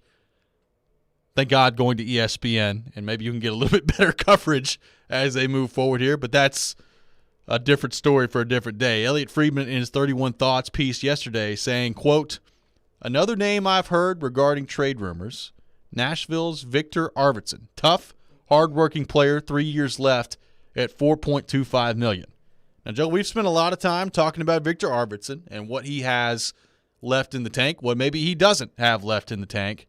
Friedman putting it out there that apparently Victor Arvidsson's name is being thrown around a little bit. What do you think of that? And how realistic do you think it is that the Predators can trade him and get something decent back for him at this point? Well, we've talked about him. I mean, it just makes sense based on their situation, his contract situation. You would think there would be some market for him. But I think there's also probably a lot of GMs wondering, like, okay, is this guy on the downturn even though he's still young? What's up with his health? All that stuff.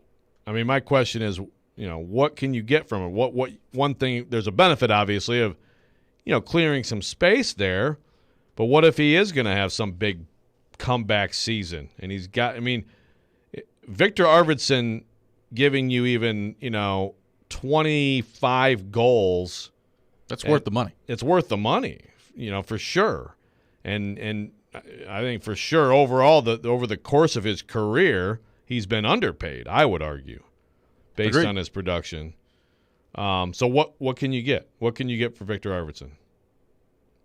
I don't know. That's a good question. I mean, the thing that the Predators have going for them in this discussion is that the contract's not that bad. I mean, it's $4.25 million a year for the next 3 years. Yeah, if he plays the same way he's played the last couple of years, is he probably making a little bit too much money? Maybe. You can make that argument. But, I mean, let's think about Craig Smith for a second, a guy that scored 20 goals pretty much every year here. He's getting paid right around $4.25 million. I mean, I think most people would agree it's a pretty good contract for the Predators at that time.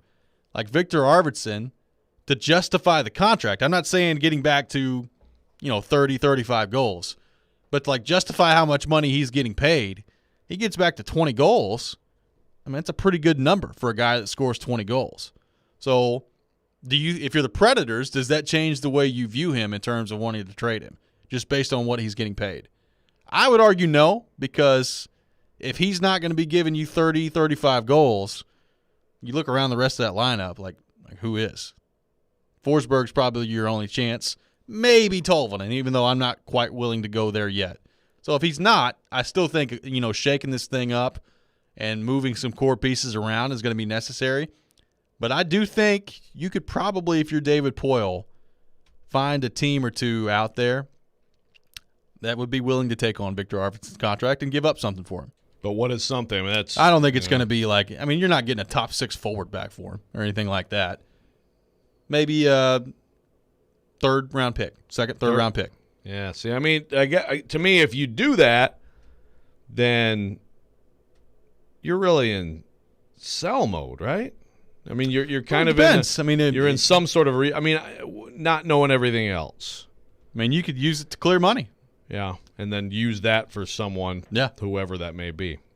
Yeah, I mean, well, maybe it's Granlund. I don't. That's to me still one of the interesting questions of this offseason is I have no idea what Granlund's going to cost. Trying to figure out what his value is going to be on the open market is very interesting to me because he was awesome for the Predators this year. He was really good. Even though we know how good he was, I mean, you look at his numbers, they don't blow you away. So I don't know what exactly his number is going to land at. He's perfect for them, and that's the thing. If you're the Preds, you hope that he sees, this is a good situation for you. The market isn't necessarily going to be what you want it to be. Now, maybe it will be, but I'd be willing to bet it isn't. So you're hoping if you're the Preds that you can get that done and that he wants to come back and it's not ridiculous. Greg on the text line, driven by WilsonCountyHyundai.com, to our earlier conversation saying, I'm a season ticket holder. We got an email from the Predators saying we'll have to pre-order before the general public. The NHL controls the tickets. There you go. So you got to pre-order it, according to Greg. So not necessarily included with your season tickets, but you'll have the opportunity to pre-order those tickets. When we come back, we'll continue the conversation on the Predators and the idea of trading Victor Arvidsson. Elliot Friedman has thrown it out there as a name that he is hearing. What do you think of the idea of trading Victor Arvidsson? Would you do it? Would you not do it if you're the Predators and David Poile? Let us know, 615-737-1025. We'll get to that coming up next. This is Robby and Rexrode here on ESPN 1025, The Game.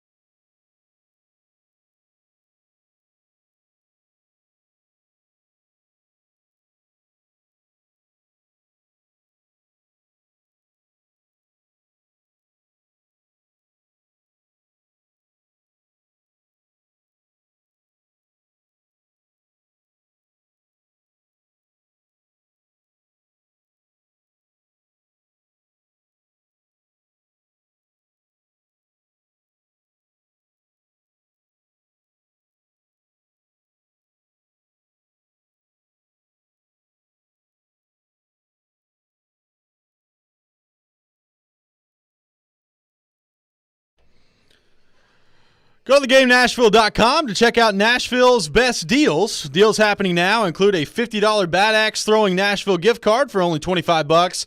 Buy one, get one free for Beach Bend Park and Splash Lagoon. And a $20 Grandenberry gift card for only $10. Get yours now while they last at theGameNashville.com. Welcome back in. Robby and Rexrode here on ESPN 102.5 The Game. Talking Predators, taking your thoughts on our text line, driven by WilsonCountyHyundai.com, 615-737-1025, 615-737-1025. Regarding the Stadium Series game, got a texter that says, why not just have it at the Bristol Motor Speedway and get 150,000 people in there? I mean, do you want to take this? Well, number one, it's in Bristol, so that's 4.5 hours away. Let's go to Atlanta. So it's pretty far away. Now, let's go. The one time that I would probably entertain the idea of having one at Bristol or Neyland, I've heard that thrown out there too, is if it's Predators Carolina and it's on kind of the border up there. When who knows, the way things are going right now, that could lead to a big old fight in the crowd with the Predators and Carolina at this point. One huge brawl with the people of war. Raleigh and North Carolina at this point.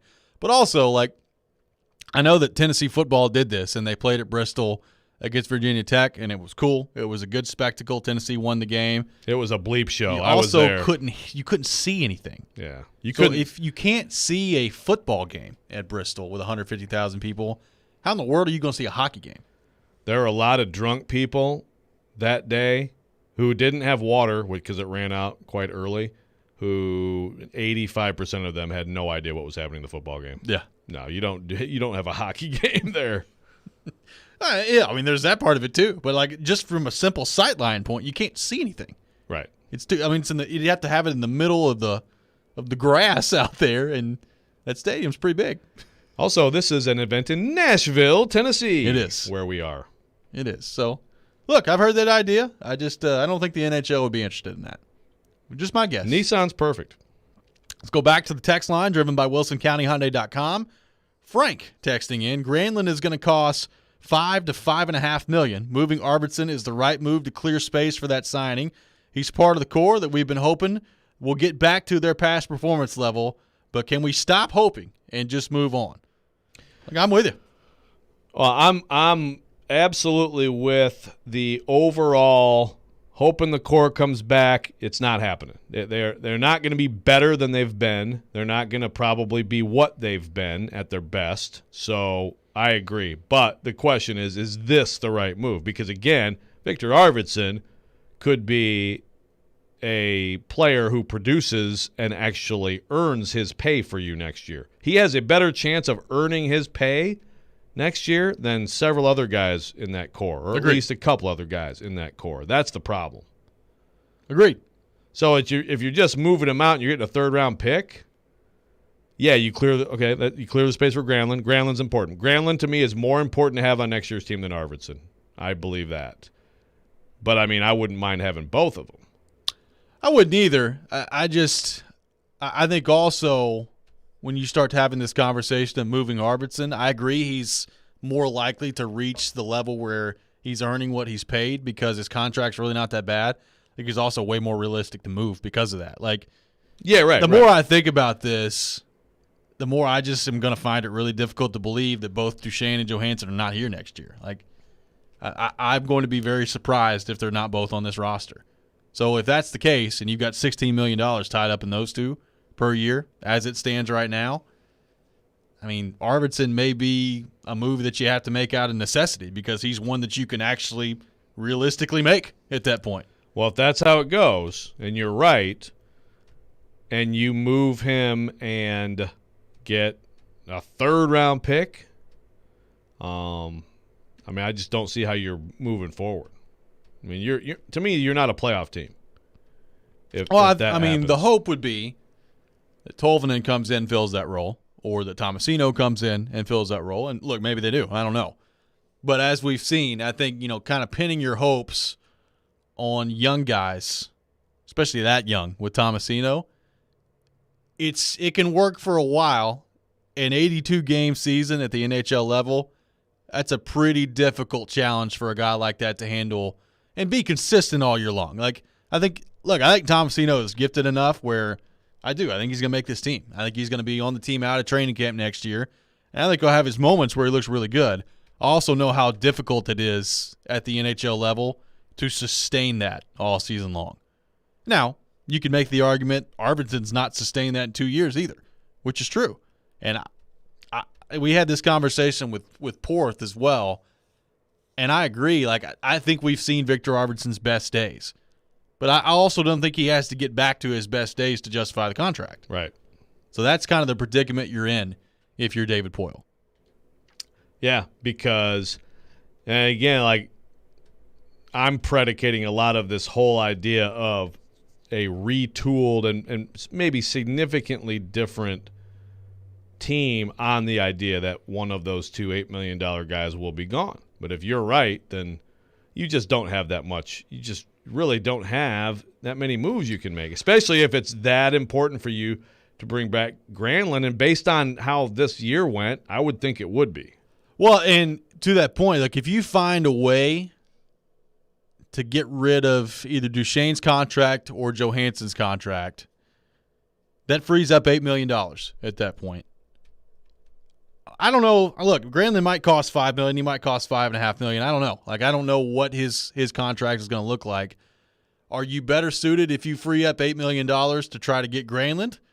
Or could you go after a bigger fish at that point? Could you try to swing a trade for Jack Eichel? Could you try to sign Taylor Hall in free agency? Like, what would you be better off doing at that point? Well, of all those possibilities, would any of those moves, is there a name out there where you'd be like, oh, yeah? I mean, obviously I know people throw out the Mitch Marner thing, but I agree with I think that's unrealistic. Yeah. So of those that you would consider realistic, is there a name where you'd be like, oh, okay, now I mean, is there even again, like the Subban thing, like, to me, was out of left field, and it was like, oh, okay. Yeah. I get it. But is there a name like that where if all those things worked out for them, that you could see it really vaulting this team? I mean, Jack Eichel would be the guy, but the problem with him is, I mean, he's got some health issues right now, and he's having basically like an experimental neck surgery that the team doesn't want him to have, but he wants to have. Like, you start getting into that territory, that's a big red flag for me. So I think he's incredibly talented. And I know that his production last year was not very good. Honestly, what I saw Taylor Hall do when he got the heck out of Buffalo and played for Boston makes me feel a whole lot better about Jack Eichel and what he could do if he gets the heck out of Buffalo. So maybe that's just part of it as well.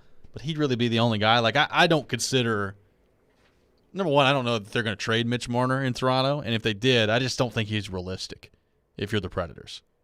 So Eichel. Yeah, I mean, Eichel is – well, he would fit in here. You know, Caleb Farley, you get these back and neck things, you know, in Nashville for guys you're leaning J-Rob would have he'd already done the trip. Exactly. It'd already be done.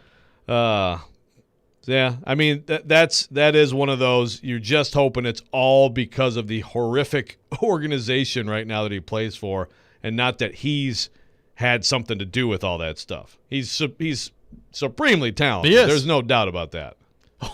It's kind of funny to think about now because at the time, for some, not a lot of people, but for some, it was a legitimate conversation.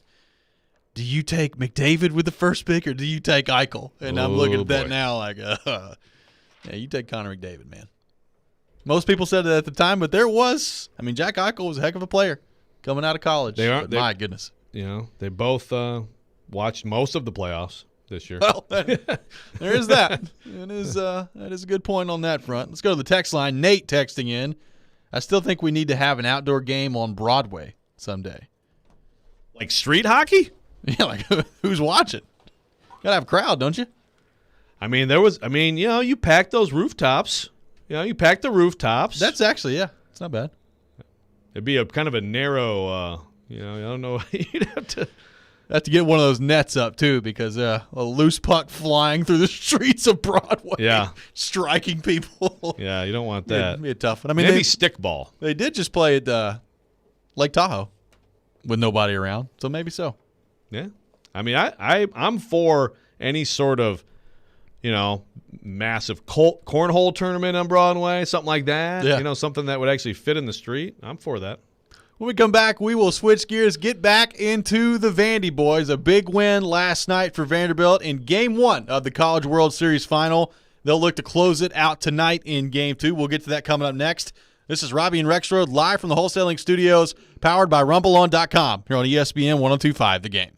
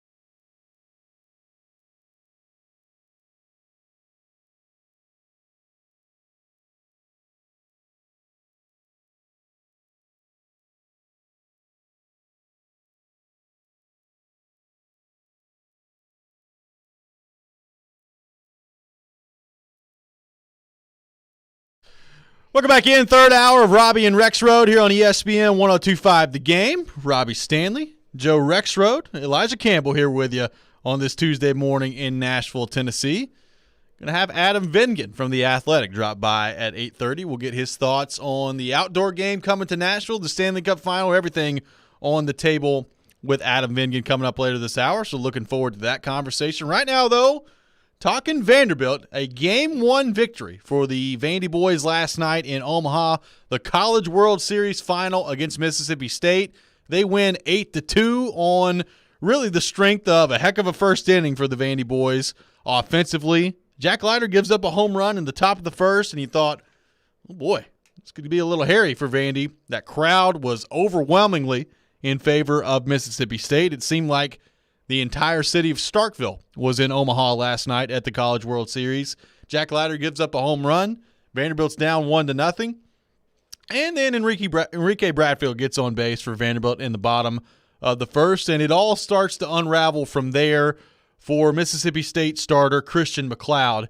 He allows 4. He hits 2 Vanderbilt batters with pitches, and he's out of the game 2/3 of the way through the first inning. And then Jason Gonzalez hits a 3-run bomb to put Vanderbilt up 7-1 in the bottom of the first inning. And you give Jack Leiter a 6-run lead. More often than not, you're probably going to be in pretty good shape, and Vanderbilt was. They cruised to an 8-2 win last night.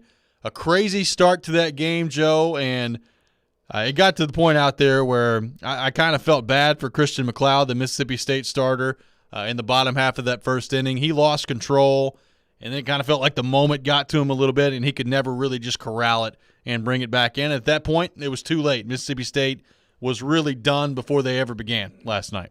Yeah, I mean, that was a game that I think, Vanderbilt had to feel like it had to get because it had Leiter on the mound.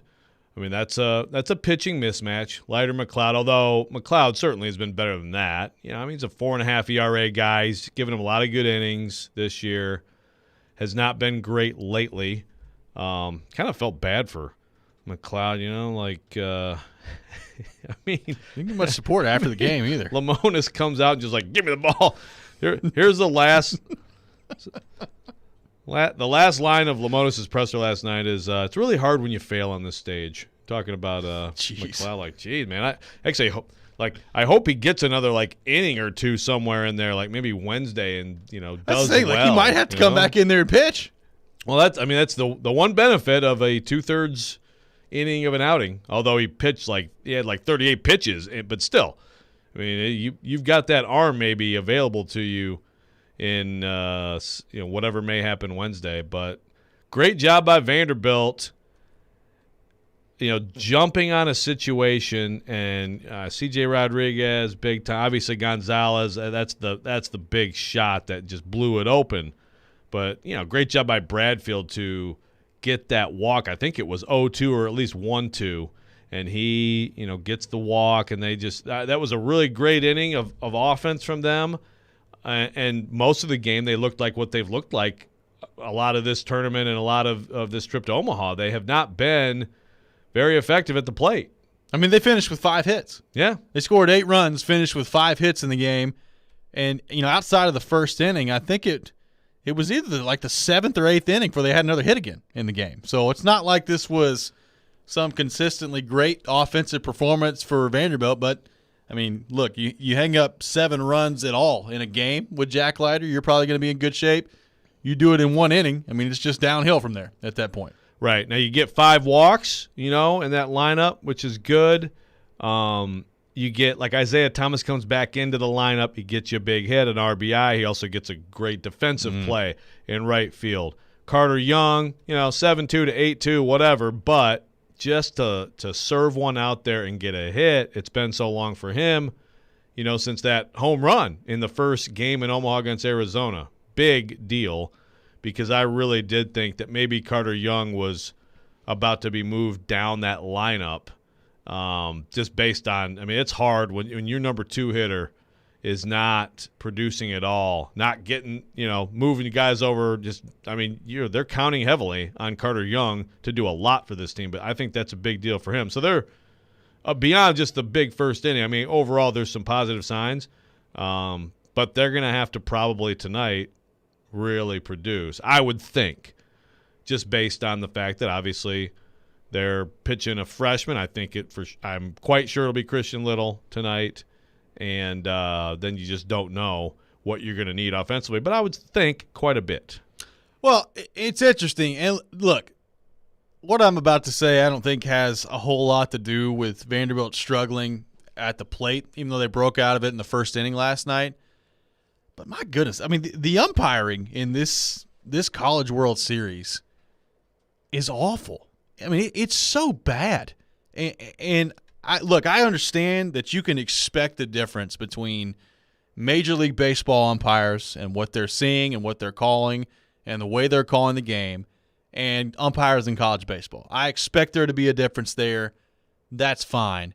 But, I mean, they've been so consistently bad. Like, I don't know who the umpire was last night and what his name was, but the guy behind the plate last night calling balls and strikes, I thought it was atrocious last night. Steve Mattingly. Steve Mattingly. There you go. And it's great last name. Yeah, great last name. But it's been that way. I mean, and there's far too much of the, hey, the count is 2-0. So anything, remotely in the stratosphere of this plate, I'm calling a strike. Like, there was an at-bat last night where Bradfield had a 2-0 count. I want to say it was in like the third or fourth inning. It's a 2-0 count. There's a ball about a foot off the plate on the outside, and it's called a strike. It's 2-1 instead of 3-0 at that point. It completely changes the at-bat. He's got to protect on the next pitch in order to avoid going down or going 2-2 at that point, rather than being 3-0. And he ends up either struck out or he got out on the play. I can't remember what happened. But, it's just stuff like that completely changes the entire at-bat, which I get it. It's baseball. You expect it to a certain degree.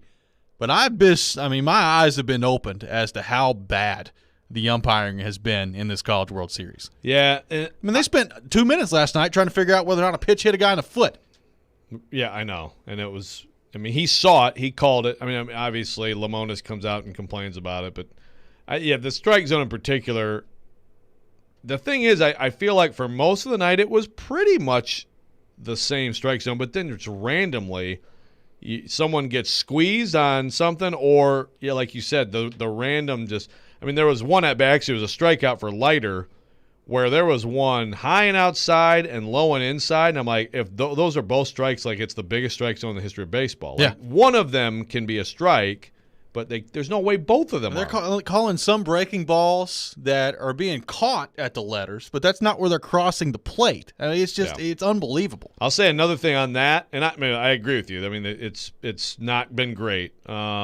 I'll say also that C.J. Rodriguez is outstanding at framing pitches. Yeah. He's really good. Young player. What kind of a cool little item last night, by the way, that Pudge Rodriguez actually reached out to him. That's pretty cool. It's not bad.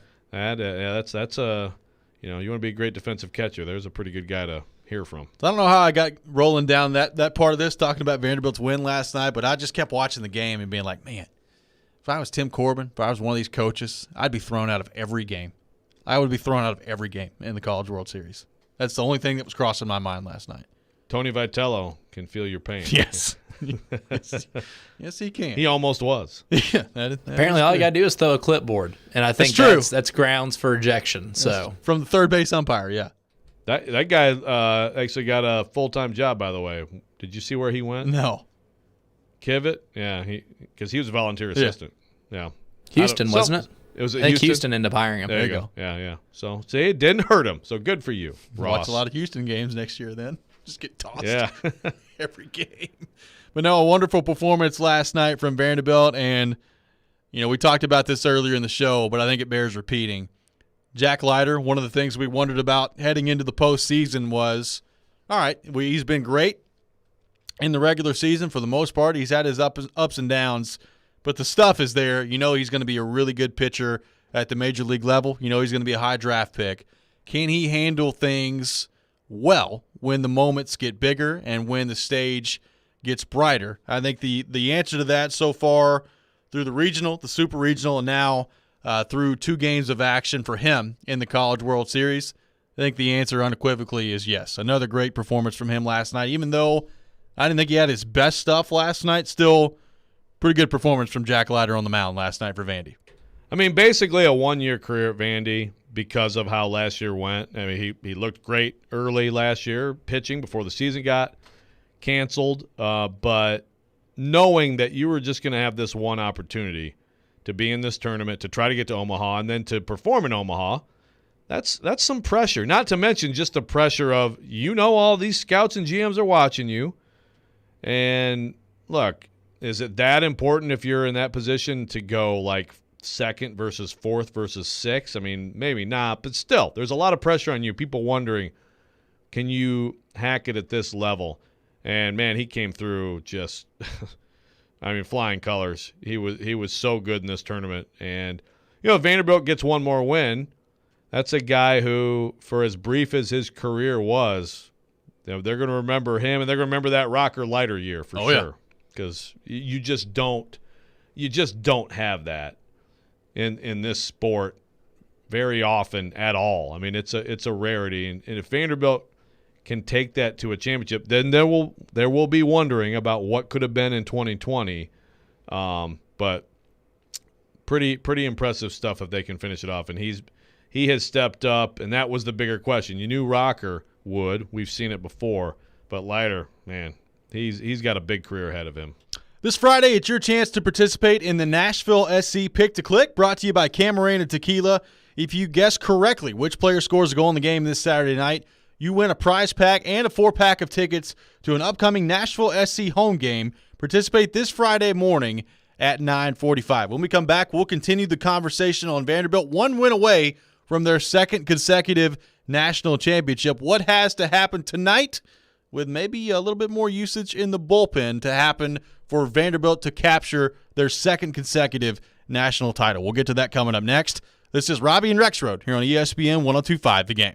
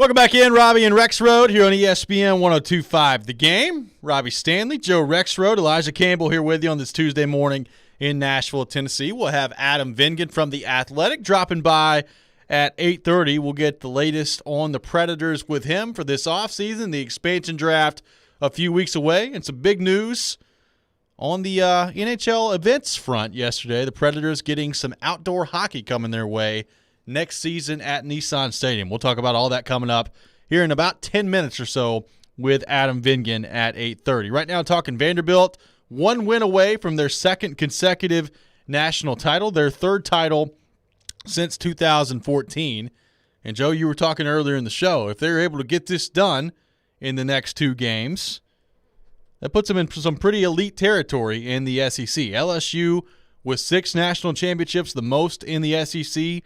No other team has more than 2, so Vanderbilt an opportunity to begin to separate themselves even more from some other teams in the pecking order of the SEC. Yeah, and then they'd be at 60% in Omaha, which I mean, You'll take that. You'll take that. I mean, it's 5.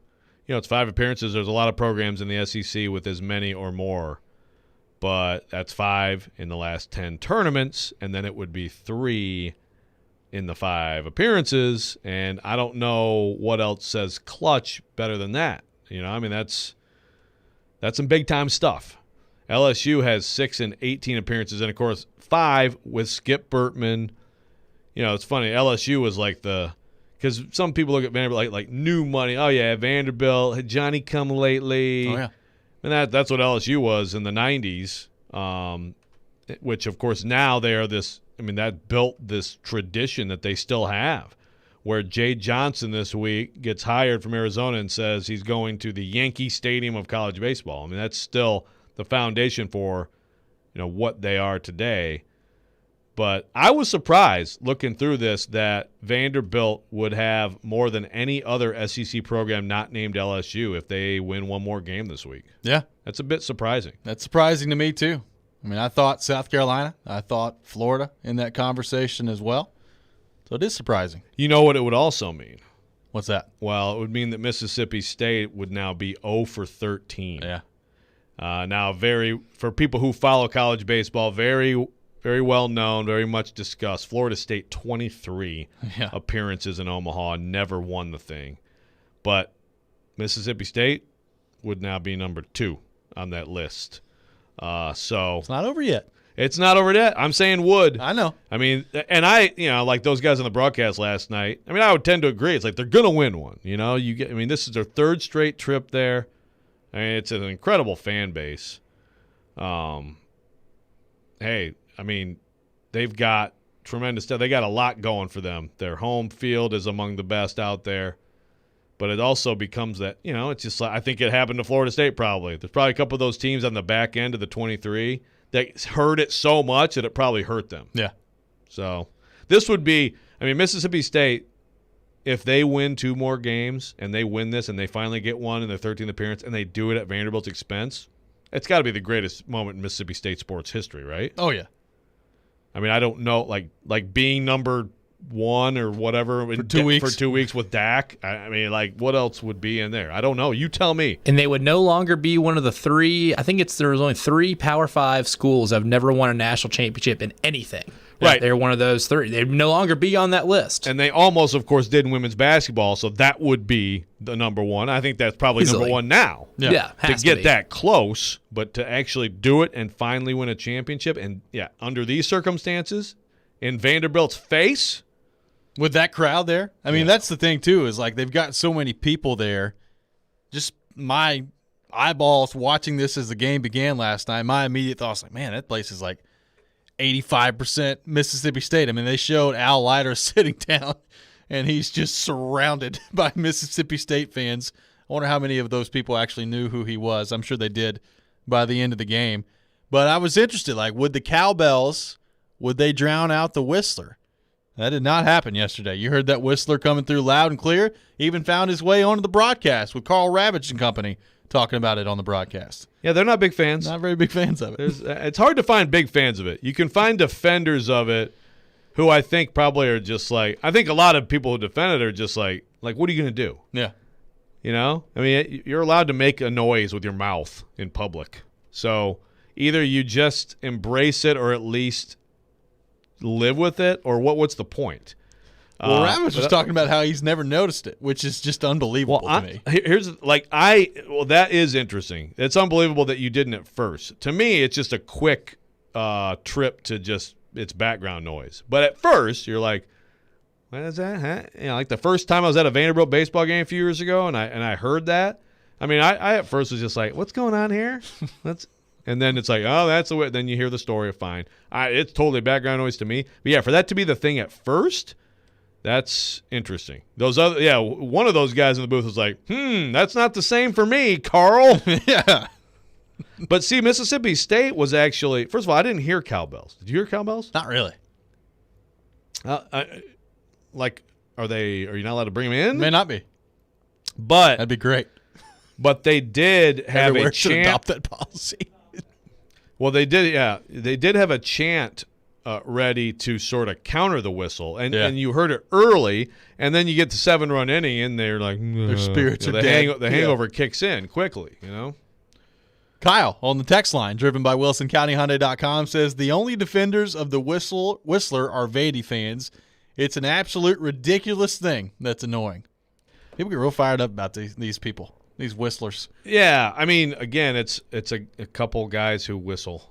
I mean, I don't think it's pretty annoying. I don't think it's awesome by any means. Wait, there's more than one? Oh, there's two. Yeah. Oh, there's two. Wow. Yeah. Like the JFK thing all over again. Yeah. Is there another whistler? Yeah. Like the whistler in the grassy knoll? Yeah.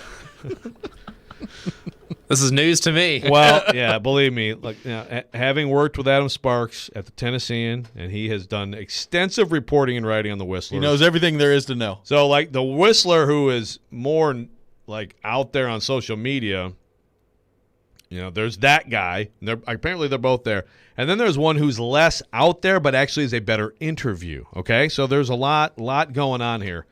But, again, I think the biggest problem with it is – like, we spend too much time talking about a couple old dudes who like to whistle between pitches. They made the national broadcast last night. I understand. I mean, that's like, if I'm a Vanderbilt fan, that's what I don't like. Yeah.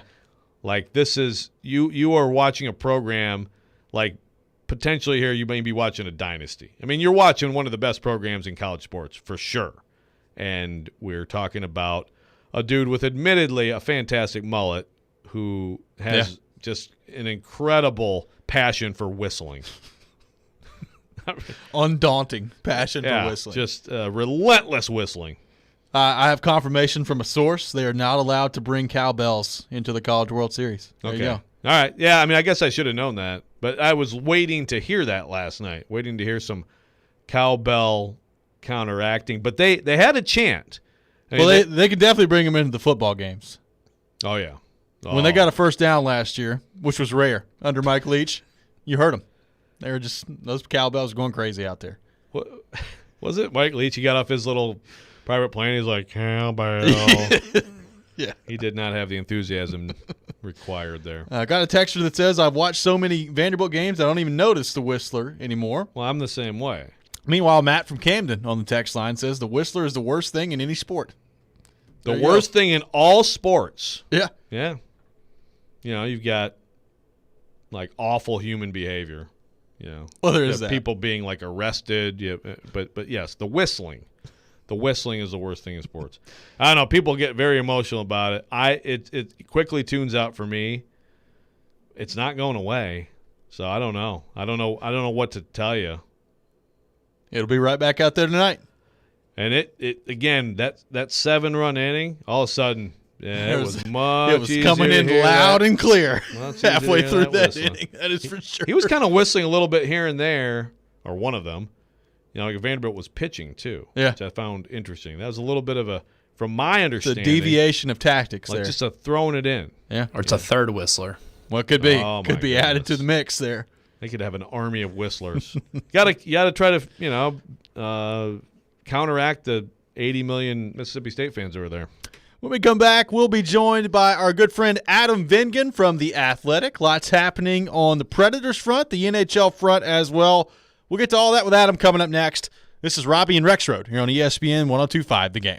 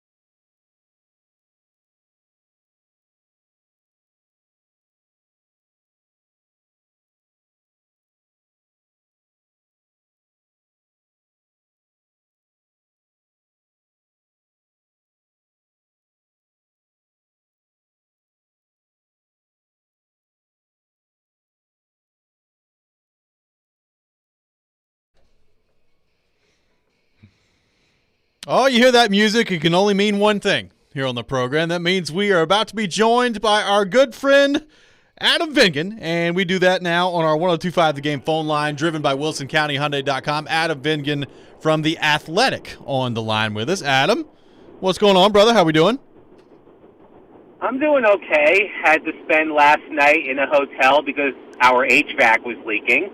Jeez. Hopefully it'll be taken care of today, but we had a little staycation last night. Shout out to the Fairfield by Vanderbilt. Very cozy. That's good. Are you stowing away on a train right now? You have like a little knapsack on a stick? Does this sound like a train? I don't know what's going on. I'm in the car. Oh, okay. It just sounded like I heard train tracks. Sorry. Well, I haven't crossed any train tracks right now. That's at good. least not yet. Well, that's good. Adam, we appreciate you taking Fairfield. time to join us this morning. Hopefully your HVAC situation is cured as quickly as possible.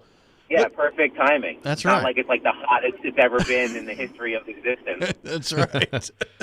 So, Adam, let's start with the news yesterday of the Stadium Series game coming to Nashville, Nissan Stadium. Predators hosting the Lightning on February 26th, 2022. Your reaction to the Predators landing a game like this?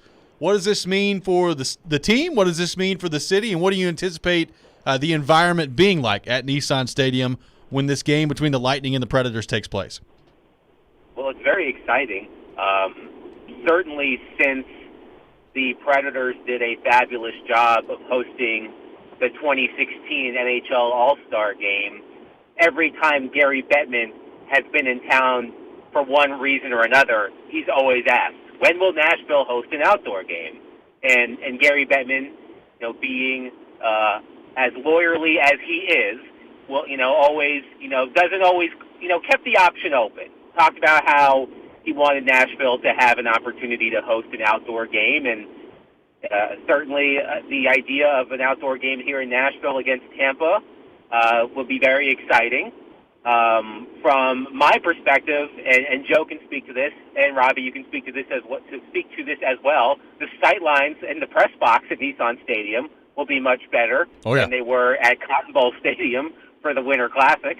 So at least we'll be closer to the ice. But look, it's very exciting. I'm sure Nashville, as it always does, will do a great job of hosting. I'm sure the Predators will go all out and making it an incredible environment, as they often do. So I'm looking forward to it. It'll be a lot of fun. February seems so far away, but the summer's already flying by. It's almost July, so it'll be here before we know it. Have you had any angry, Canes fans react to you in any form? Because it feels like people from that region of the country really are angry at people from our area right now. Yeah, what did people from Nashville do to people from Raleigh recently? I'm not sure what's going on there. I'm kidding, of course. I read actually. Don Waddell, the GM of the Carolina Hurricanes, put out a statement yesterday in which he said that the Hurricanes made the decision to postpone their outdoor game until not next season but the season after, where hopefully things will be back to normal, even more so, and there won't be any sort of restrictions that need to be in place at Carter Finley Stadium where the game was supposed to be held. I believe the Hurricanes were supposed to play the Capitals at that game at the NC State football stadium. So I have not heard from angry Canes fans, though I know there are plenty of people from the Triangle area that are mad specifically at you, Joe, because you're the face of Vanderbilt. That's right. Yeah, that's right. I hate their team. Yes, and actually though, but you probably butt heads with those people a lot because, as you know, almost everybody who lives in that state actually does hate Duke. It's all the kids from New Jersey who love Duke, who go to Duke. I remember a couple of years ago when the Predators were playing the Hurricanes, I believe on a Sunday afternoon, and the day before I flew into Raleigh, and Duke was playing that day. They were playing Florida State at Florida State, and that was the game where Cam Reddish hit the game-winning 3 at the buzzer to beat Florida State, and I was watching the game at the hotel bar, and I think I was the only person that was happy at the bar when Cam Reddish hit that shot, despite being, 30 minutes away from campus. So that sounds about right. I know all too well. Sounds about right. Adam Vignan from The Athletic on the line with us, driven by WilsonCountyHyundai.com. So, Adam, the Stanley Cup Final underway. Tampa Bay wins in Game 1, and it's been awesome to watch Shea Weber to be able to play up until this point and to get to this point. An uphill battle for the Canadians now, down 1-0 to Tampa Bay. How do you see the rest of this series playing out? How difficult of a climb is this going to be for Montreal to get this done against the defending Stanley Cup champions? Well, it's good to know that Shea Weber hasn't lost that game face when they were introducing the starting lineup last night. It was unbelievable. He stared a hole through my television. Intense as ever, and I enjoyed, his press conference with Carey Price on Media Day. Again, Shea Weber, never one to go down the big picture road when it comes to answering questions. Some things never change. Today, by the way, the 5-year anniversary of the Shea Weber PK Subban trade. I'm sure you've already discussed that. It's hard to believe. Those who weren't aware, I know you were at Five Guys, Robby, eating your burger. I was. When that went down. But anyway, the game last night was good for 2 periods. But then Tampa imposed its will in the 3rd period. And look, I think what the Canadians have done in this postseason has been great. It reminds me a lot of what the Predators did 4 years ago. But I have this strange feeling in the pit of my stomach that this Stanley Cup final might be over sooner rather than later, especially if Tampa can do what it did in the third period last night. They scored a power play goal late in the game. The Canadiens, I believe, entering the Stanley Cup final, had scored more shorthanded goals than they had allowed power play goals. And I don't think they had allowed a shorthanded goal since the first round against the Maple Leafs. And we know how deadly the Lightning's power play is. So if the Canadiens can't, be as incredible in the penalty kill as they've been in the first three rounds, this series could be over very quickly. So, I expect the Canadiens to win at least one game in this series. So if you were to tell me Tampa wins in 5, I wouldn't be shocked. All right, let's talk local professional hockey team, Adam. You had another very compelling fan survey, good participation. Most of the answers didn't surprise me a ton. It seemed like you were a little bit confused by the whole, David Poile, lack of confidence, but David Poile can't fire him. But I was blown away by this, no, we don't want an owner who, actually – or, someone from the ownership group who actually speaks on behalf of the team ever. I don't get it. What am I missing? Is it just the people in fear of, some Jerry Jones thing? I don't understand. Yeah, that was very confusing to me too, especially considering in the early part of the season when the Predators were struggling, all I heard was, why isn't ownership talking about this? Ownership needs to speak, and as you know, I made an attempt to speak to ownership, and Sean Henry spoke on the group's behalf. Sean and David Poile are the public faces of the front office. That is that's the organization's decision.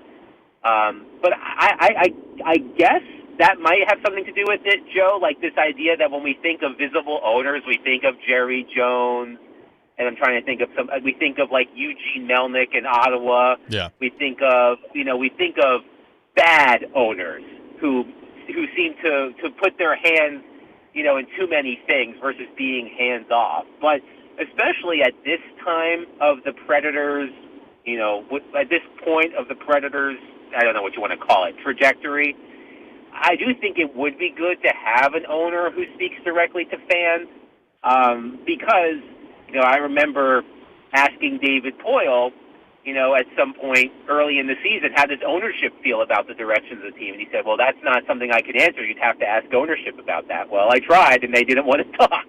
So, there's only so much you can get out of David and Sean when it comes to the direction of the franchise. I mean, I think, having, Herb Fritsch, who is the chairman of the ownership group, be more accessible to fans would be beneficial to them.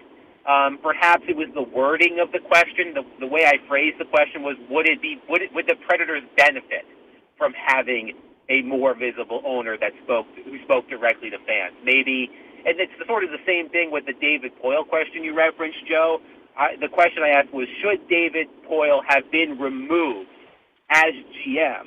And I think a lot of people who said no felt that because David has been, such an ambassador for the organization, that he deserves to go out on his terms versus being removed, fired.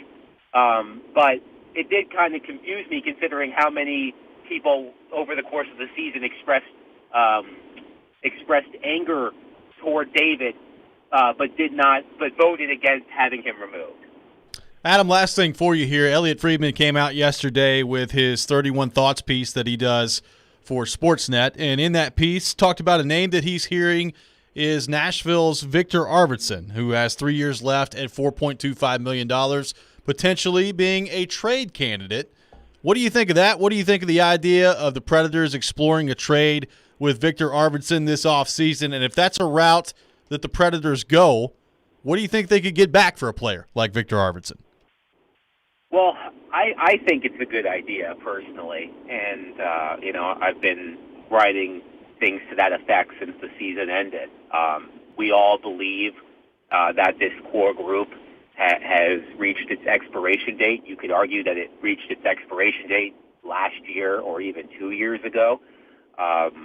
But Victor Arvidsson, I believe his best days are behind him. I don't see him returning to the 34-goal player that he was a couple of years ago. Clearly, his speed has been zapped, perhaps as a result of the injuries that he has sustained in recent seasons. I did some research early in the season about, his scoring off the rush. Not only is he not scoring off the rush, he's creating far fewer chances off the rush. So it's not like he's still producing rush scoring chances and not scoring. He's not even producing the chances. And that's what made him so successful. So considering the trade values of the other players in the core, which I don't think are very high, I think Victor Arvidsson is a player that could realistically, be of interest to other teams. His cap hit is not prohibitive. I believe he has 3 years left on the deal, which isn't great, but manageable. Yeah. And, I don't know what you're looking for. I mean, I don't know what you could be looking for Victor Arvidsson. Perhaps a mid-level prospect, a mid-round draft pick. It's not going to be, a trade that nets you a top 6 forward. So, perhaps the Predators could get for Arvidsson what they might have gotten for someone like Granlund at the trade deadline had they gone down that road. I think that's sort of a futures deal. Personally, I think the value of trading Arvidsson is getting something for him, making your expansion draft decision less complicated, and demonstrating to the fan base that what's been going on the past couple of years is unacceptable by shaking up the core. Adam Vingan from The Athletic has been our guest here on Robby and Rexrode. Adam, great stuff as always, brother. Appreciate you taking time on short notice to join us this morning. All right. Well, I'll be here waiting for the HVAC man. That's so right. I didn't have anything else to do. That's right. Oh, Good luck. Good luck on that front. Adam Vingan from The Athletic, our guest here on Robby and Rexrode. When we come back, we'll react a little bit to what Adam had to say. Take your thoughts as well on our text line driven by WilsonCountyHyundai.com, 615-737-1025, 615-737-1025. This is Robby and Rexrode here on ESPN 1025, The Game.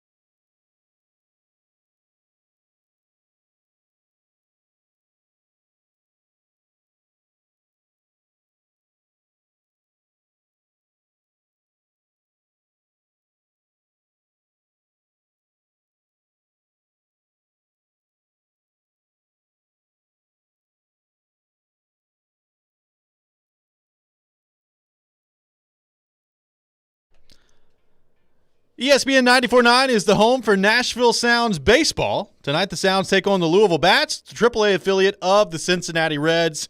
The pregame show with Jeff Himm starts at 6:50, and first pitch is at 7:05. Nashville Sounds baseball on ESPN 94.9, presented by Farm Bureau Health Plans and 312 Pizza Company. Welcome back in.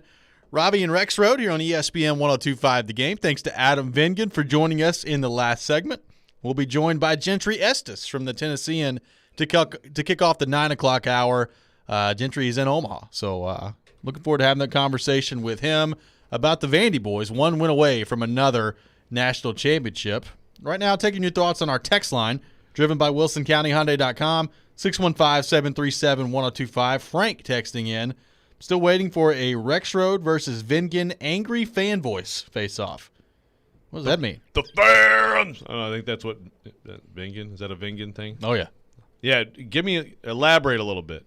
I'm up for any sort of battle with Vingan, especially ripping Duke battle. Yes. With Vingan. Although I'm surprised Vingan's not getting more hate from the Raleigh, North Carolina faithful, based on the tweet yesterday that the Predators are hosting the outdoor game.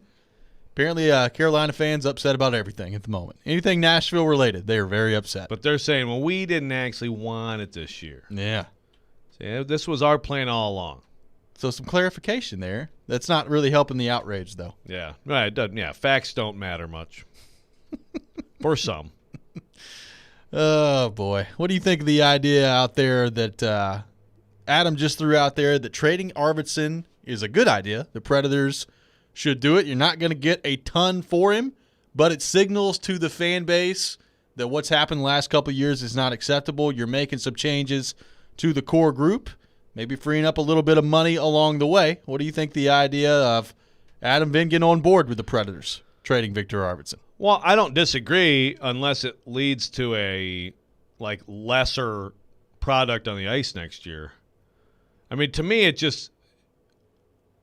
I want to know everything else that goes with trading him, And of course, this is one of those things with Arvidsson where if you keep him, it's like the Murphy's Law thing. It's like keep him and he'll keep declining. You trade him and he'll go out and have 38 goals next year. I mean, but aside from that, I mean, you gotta have I think as much a feel as you can have if you're David Poile for how his health is and where he's going with that. And then, man, I don't know. I think there'd be a lot of underwhelmed people if you get a third-round pick for Victor Arvidsson. And then next year, I mean, even last year in his diminished, condition at times, he still was a guy who had some important moments for that team.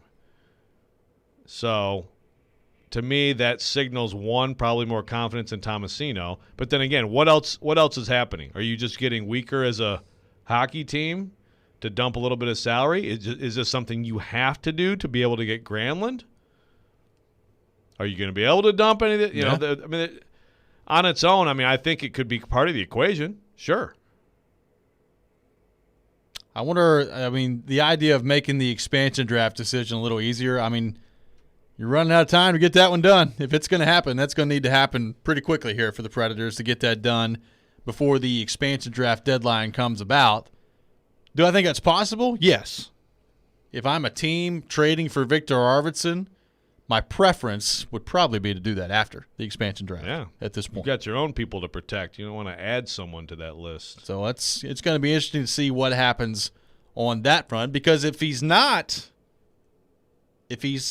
still on this team and he's not traded before then, I would think if you're going to want to trade him, you got to protect him at that point, because my guess would be, and I don't know this, but my guess would be if Victor Arvidsson is available for that price, 3 years left, $4.25 million, if he's available in the expansion draft and you're protecting 5 defensemen, obviously you're protecting Philip Forsberg, maybe you're leaving Johansson and Duchesne exposed. Arvidsson, I think, would be tempting for Seattle to take at that point, and then you're losing him for nothing. Exactly.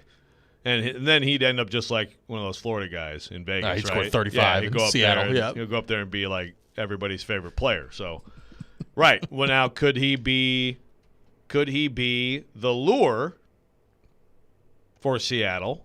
Could that be the trade? Maybe. That's a lot. It's a lot of money to take on. Talking about a lure for either Johansson or Duchesne. Yeah, can you take on this and this? Thank you. What would that be? That would be $12.25 million per year for at least the next 3 years. You got 2/3 of your top line done though. Come on. That's true. No one else will be asking them to take salary. I'm sure it'll be fine. Yeah, I'm sure they'll be in good shape at that point. I don't know. Maybe. That seems like a lot of money for Seattle to take on right away just with one team. See, interesting too. So I agree. Like if you still have him and you go to this expansion draft like this, I think he would be protected because you need to get something for him. Yep. But then I wonder if Seattle would just like grab a Sissons if he's unprotected or something like that, right? I mean, that wouldn't Makes be a bad. lot of sense. It wouldn't be bad for them at all.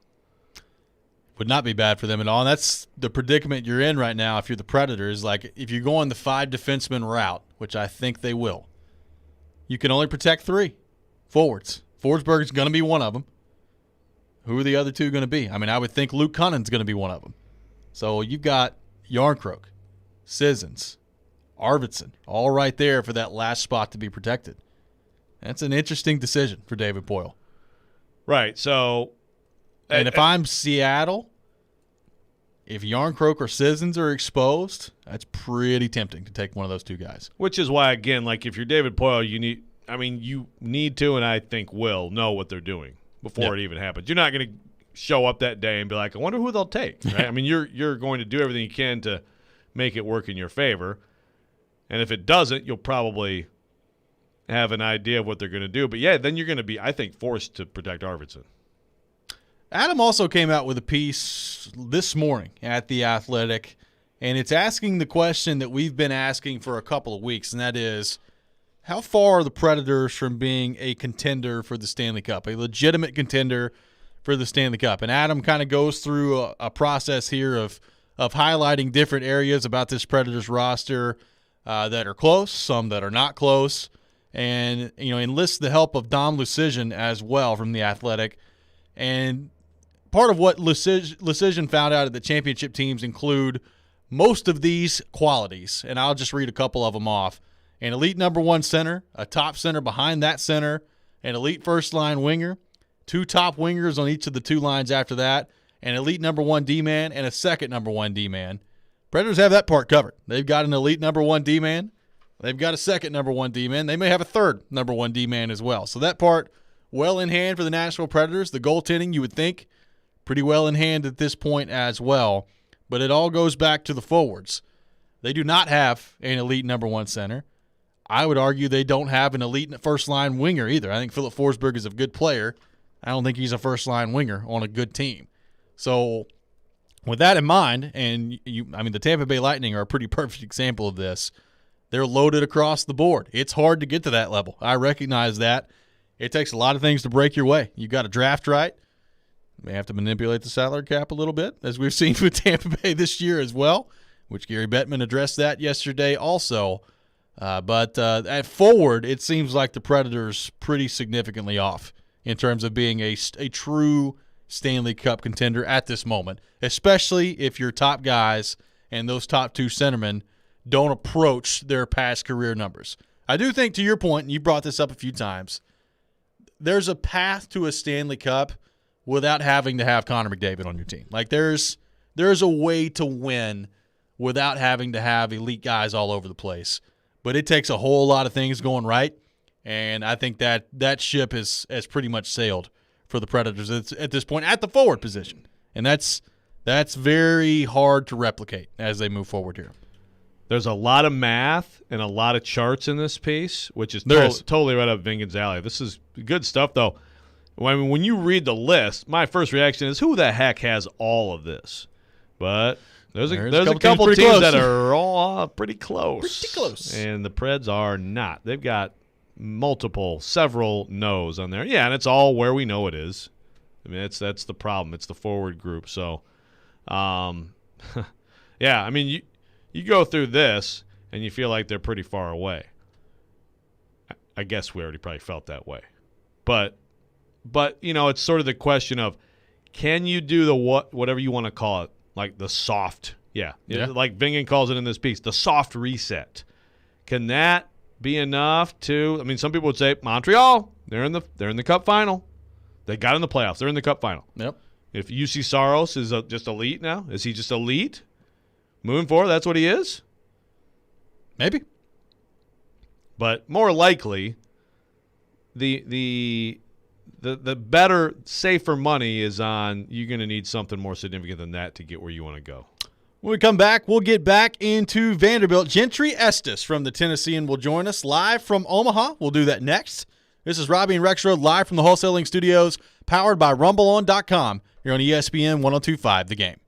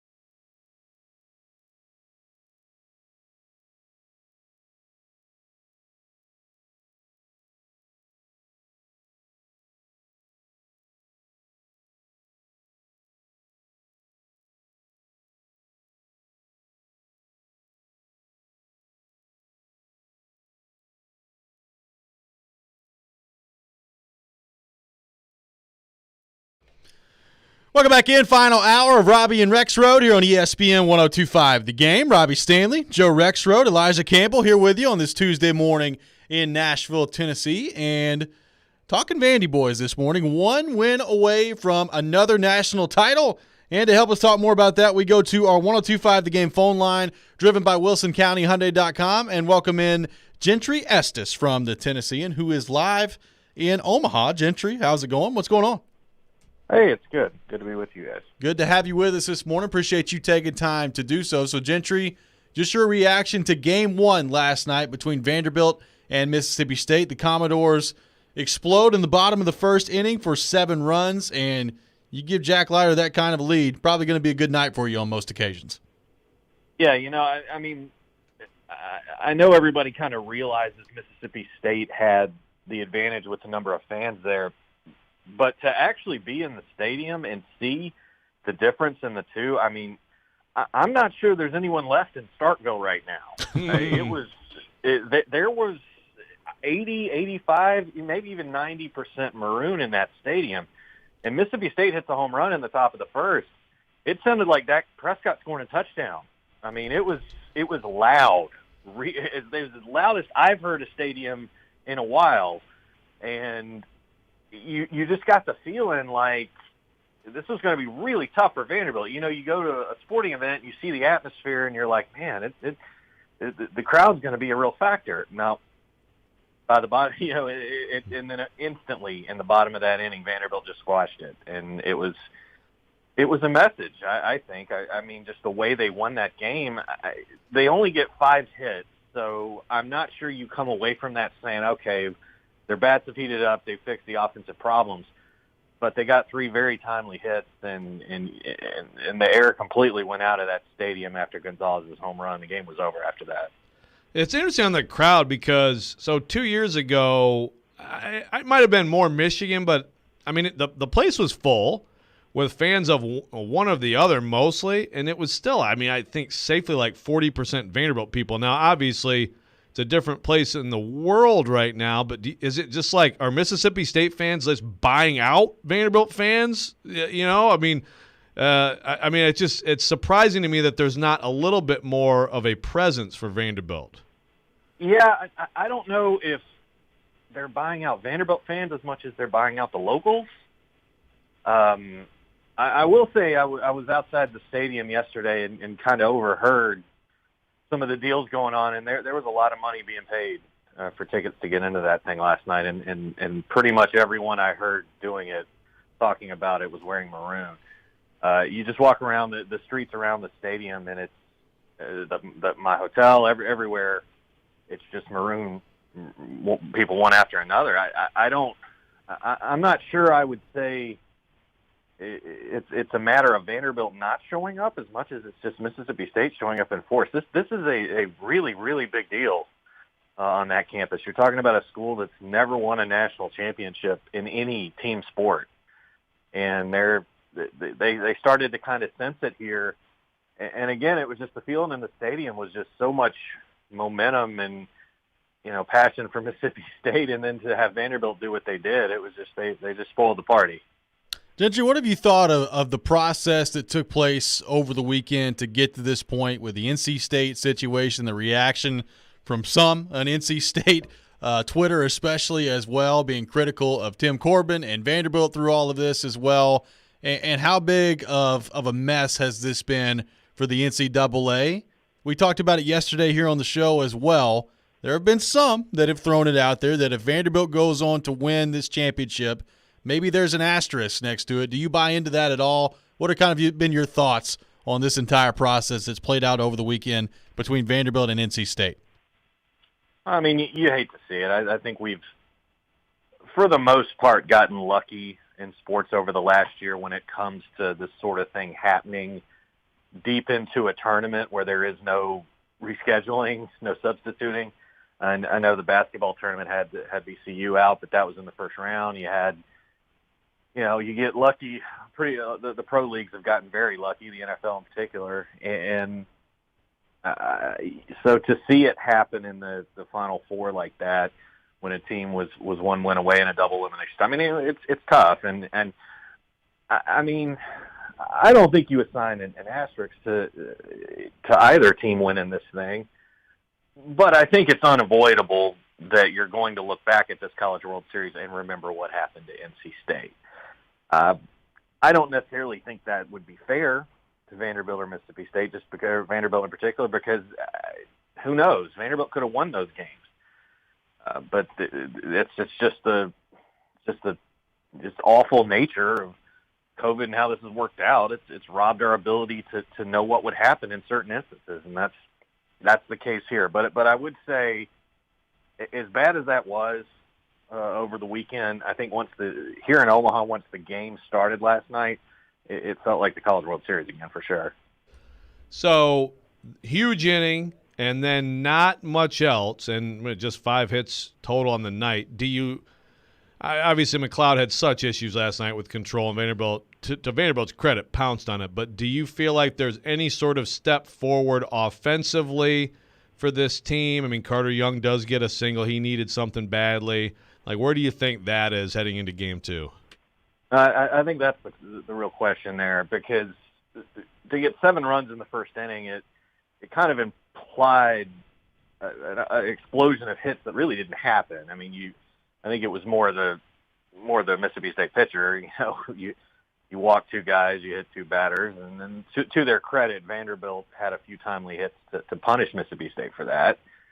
And, but they end the game with 5 hits. That's the same number that Mississippi State had. Both teams had 5 hits. They had more runs than hits last night, Vandy did. And, this is a team that I think was hitting 217 or something like that in the College World Series coming in. Well, it actually feels worse than that. I mean, they've certainly not going into this series last night. If anyone had said, what do you think could cost Vanderbilt this series, it would certainly be the fact that the lineup isn't producing the way that you would like at this point in the season. And, I think they got some confidence out of getting the lead, but then you go the rest of the game. They only had 2 hits in the last, after the first inning, in those last 7 innings that they were able to come up. So I don't know if you do view it as fixed, as much as they just got confidence out of having a lead. But yeah, I mean, they didn't put up 15, 16 hits last night. Gentry Estes from the Tennessean on the line with us, driven by WilsonCountyHyundai.com. So, Gentry, Vanderbilt an opportunity to wrap this up tonight and win their 2nd consecutive national title, their 3rd since 2014. How do you think Tim Corbin and company handle the pitching tonight with Jack Leiter going last night? You would assume maybe Kumar Rocker available for a potential Game 3. How do you think they handle the mound tonight, and who do you think starts for Vanderbilt in this game? Well, given that he went once before, maybe Christian Little, but I don't know. I think Riley could start too. Nothing has been more of a guarded secret, I've learned, than who Tim Corbin is going to be pitching in a game like this. So, neither. It'll be one of those two, I would probably imagine. But, I do think if it goes to a 3rd game, you would see Kumar Rocker. Corbin was asked about that and said, I basically asked how confident are you that Kumar would be available if needed in the Game 3, and he just said confident, just a one-word answer. So, I do think that's what you would see if it went to a 3rd game. But, as always, we know about the 2 pitchers, but Vandy's got to be able to bridge that gap. So, I don't know. My guess, it wouldn't shock me to see Patrick Riley, who has not started a game here yet, but we'll see. Do you think that there's anything, any Vandy fans or maybe part of a Vanderbilt fan who would love to see this on the arm of Rocker, even though that means losing tonight? The guy who, Sparks wrote the story, not long ago, most clutch athlete maybe in Vanderbilt history. It would be maybe poetic for him to end his career that way. Of course, then there's also the risk involved rather than just winning it tonight. Sure. I think there'd be that emotional side to it. But I'd tell you this, if it goes to a 3rd game, Mississippi State's going to be running Will Bednar out there probably. Yep. And to this point, I don't think Vandy's going to face him tonight, just like State's not going to face Kumar Rocker. And if it gets to a 3rd game, I think you're going to see both of them. Also, if you go look at the numbers of this, over the course of since the College World Series went to this 3-game setup, it's almost unheard of to see a team win the 1st game, lose the 2nd game, and win the 3rd game. Teams either sweep or they win games 2 and 3, but you hardly ever see it go win, loss, win. I just thought it was an interesting stat. It's kind of weird. Standpoint, if Vandy's going to win it, they probably need to win it tonight. Gentry Estes from the Tennessean has been our guest here on Robby and Rexrode. Gentry live in Omaha. Appreciate you so much, Gentry, for taking time to join us this morning. Oh, you bet. Take care, guys. Absolutely. Gentry Estes from the Tennessean, our guest here on Robby and Rexrode. Amid the cowbells. That is kind of interesting that, and we brought this up earlier in the show, like there's been a lot of examples of team wins Game 1, they lose Game 2, they're losing Game 3 as well in this College World Series format. That's it's very strange to kind of think about. That's exactly what happened 2 years ago. Yeah. The last time they had this. Vanderbilt loses the 1st game. Michigan's just team on the crazy run, and then Rocker comes in and and they win the next 2. So, but it's quite strange that would be the case, that you wouldn't have And I don't know what the numbers exactly are. I'm going to try to look that up during the break, actually, because that's just weird.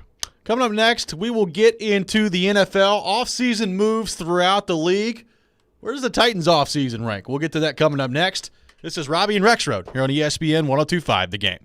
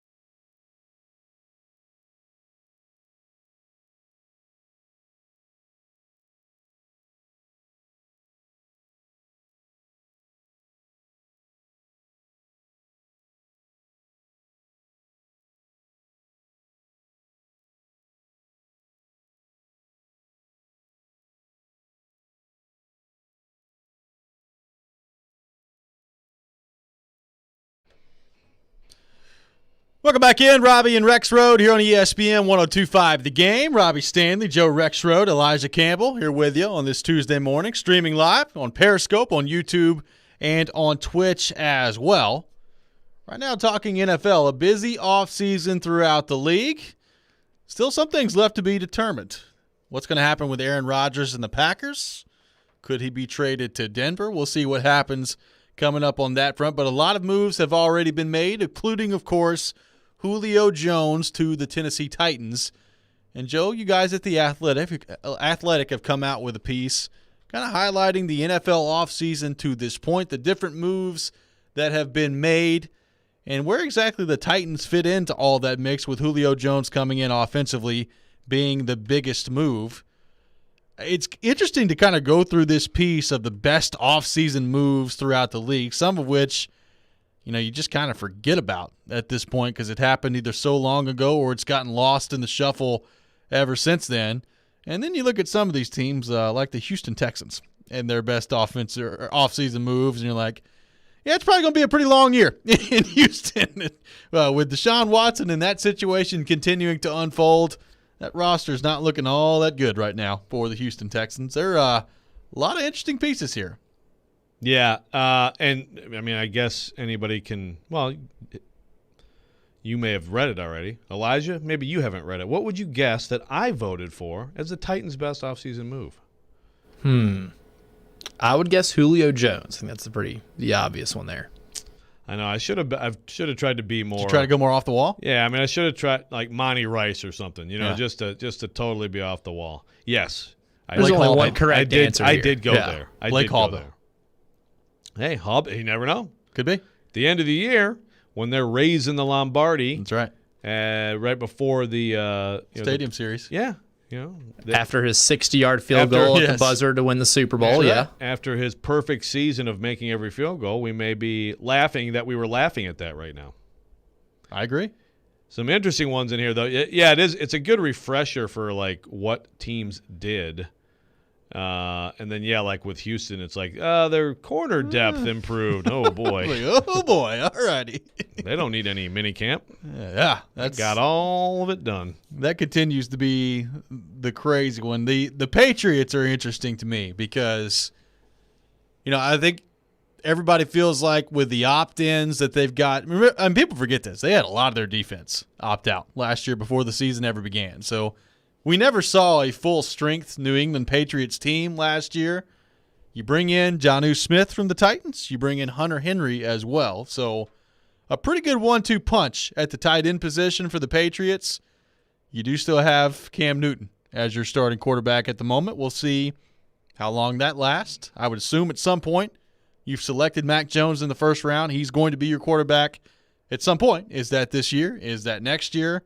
We'll see how that goes on that front. But to me, like if you can just get competent quarterback play in that division, as bad as it is, there are pieces that are there with the Patriots where I think they could find themselves right on the edge of being a playoff team again this year. I don't have any faith whatsoever in Cam Newton, so I'm not willing to sit here and tell you that I think the Patriots are going to be back in the playoffs. But with the division being as bad as it is, although it's getting better with Buffalo, Miami improved last year. The Jets are still awful. Yeah, They've got a chance. Jets. No, it's not all Jets. Yeah, they're interesting. They're one of those teams that I think most people will write out of the playoffs. It's funny, too, because I think Pittsburgh is also one of those teams that people write out of the playoffs, but they got a chance. I mean, half their defense opted out, and it comes down to quarterback play. I mean, I love that tight end combo. Titans are looking at that tight end combo, Jonnu Smith, Hunter Henry. Yeah. And, of course, they know one of them well. I think Jonnu Smith is going to end up being a success, and I think people are going to get why they paid him what they did, but we'll see. One thing I'd forgotten that's in this is, like Will Fuller to Miami, for example. The 7 games he plays, watch out for that offense with Waddle in there now. But the Steelers, they're interesting too, like the Patriots. I think kind of like an afterthought a little bit. But I actually like some of their moves. And interesting that Ed Bouchette, friend of the show, I think a lot of people obviously love what they did at running back, especially people around here. But the fact that Ben Roethlisberger took a $5 million pay cut to allow them to do some things, including keeping Juju Smith-Schuster, that's a big deal. Now, I think it's also an acknowledgement from Roethlisberger as he goes into season 18 that he's not at all what he once was. But that's a team that could make the playoffs still, right? Yeah, I would think so. I mean, they may not be a contender. It's hard for me to jump to contender with them, but I think they're a contender for one of those spots. I mean, they're one of the best coached teams in the league. I think that's been demonstrated over a long period of time. And who knows? Maybe Big Ben will be you cut a little pay, cut a little weight, stay healthy. Could be okay. So I need to get some clarity from you on this piece because I'm looking at this now at The Athletic, the best offseason move for all 32 NFL teams. And I need to ask you a question. Like, are draft picks allowed to be a part of this discussion? Yeah, some of the answers are draft picks, yes. Okay. So can you help me as to why Jacksonville Jaguars, their pick is not Trevor Lawrence? Because Andy Staples has said it was reuniting former Pee Wee ball teammates Shaquille Griffin and Rayshon Jenkins. The Jags needed to upgrade the secondary, and they did it in a big way. No mention of Trevor Lawrence in this little blurb. I don't know this for sure. But I'm going to guess. I mean, I can slack Staples and ask him. I'm going to guess that he took this as you can't go with draft picks. Okay. Right? I don't know. Guess. I don't know. But certainly there are draft picks that are listed here among the best moves. And I considered it as a possibility for sure. I considered all the draft picks and, a lot of the different defensive moves. But those would be, for me, those would be the free agent moves too. Autry or Dupree. But yes, you're right. Maybe who knows? Yeah, I mean, the Eagles. Staples. Zach Berman talking about the Eagles was all about the draft in his little brother pair. So Yeah. you can go draft. Hey, listen. Maybe we found out today that Andy Staples thinks Trevor Lawrence is gonna be massively overrated and is going to be a total bust. Maybe so. that's what we've learned here. Maybe that's what we've uncovered on this program today. Let's go to our text line, driven by WilsonCountyHyundai.com, 615-737-1025. Got a texture that says, you say you have no faith in Cam Newton. What is your faith level in Carson Wentz? He is such an interesting guy to me looking into this season, because I think the way he plays is going to determine a lot about the playoff picture in the AFC. Like, I like a lot about the Colts. I think they've got a good defense. I think they've got a good offensive line. I think they've got a very good running game that is pretty multifaceted in what they can do. I'm not in love with their weapons at wide receiver, but I think they're okay. They're good enough. To me, it just all comes down to him. Like, if Carson Wentz is anywhere near the Carson Wentz we saw in 2019, I'm not even saying he has to be the 2017 Carson Wentz where he was awesome. If he's 2019 Carson Wentz, what does that mean for the Colts? If he approaches 2017 Carson Wentz, does that make the Colts the favorite in the division? I mean, there's a lot riding on how he plays. And if he's 2020 Carson Wentz, like, do the Colts make the playoffs?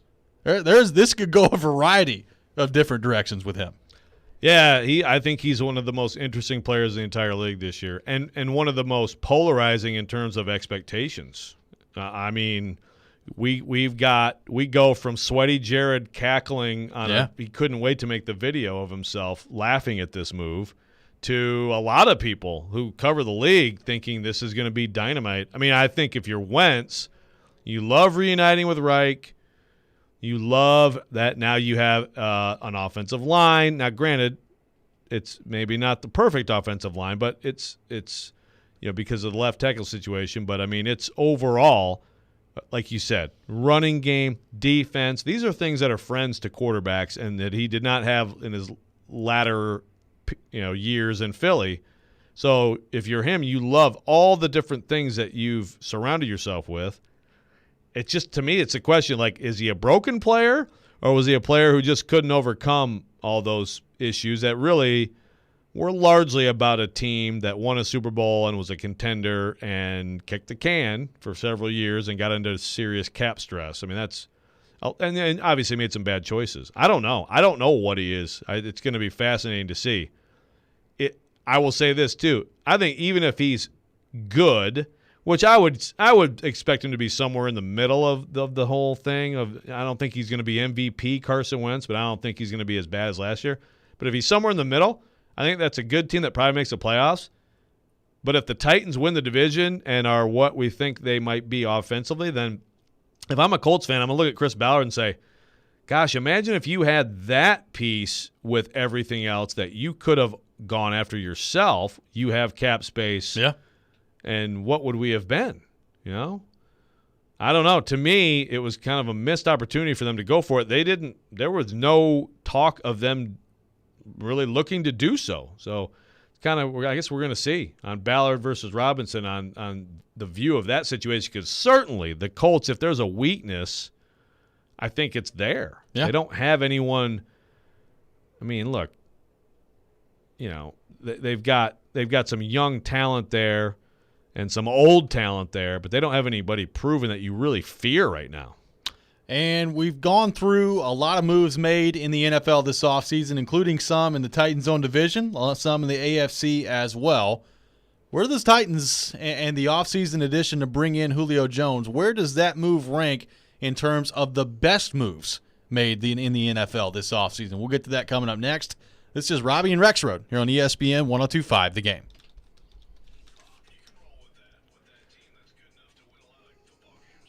Sitting here looking at the freaking Chiefs.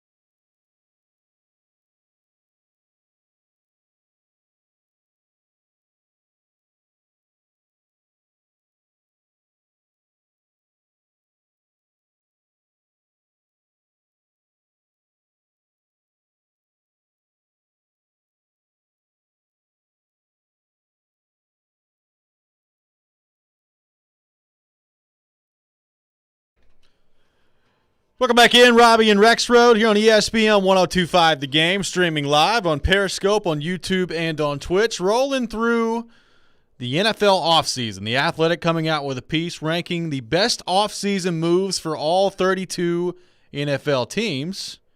Joe Rexrode going with Julio Jones being added to the Titans as the best move of the Titans in this offseason. Really going on a limb, I know.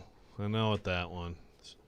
I was like, I'm going to think outside the box. Were there any other options that you even considered?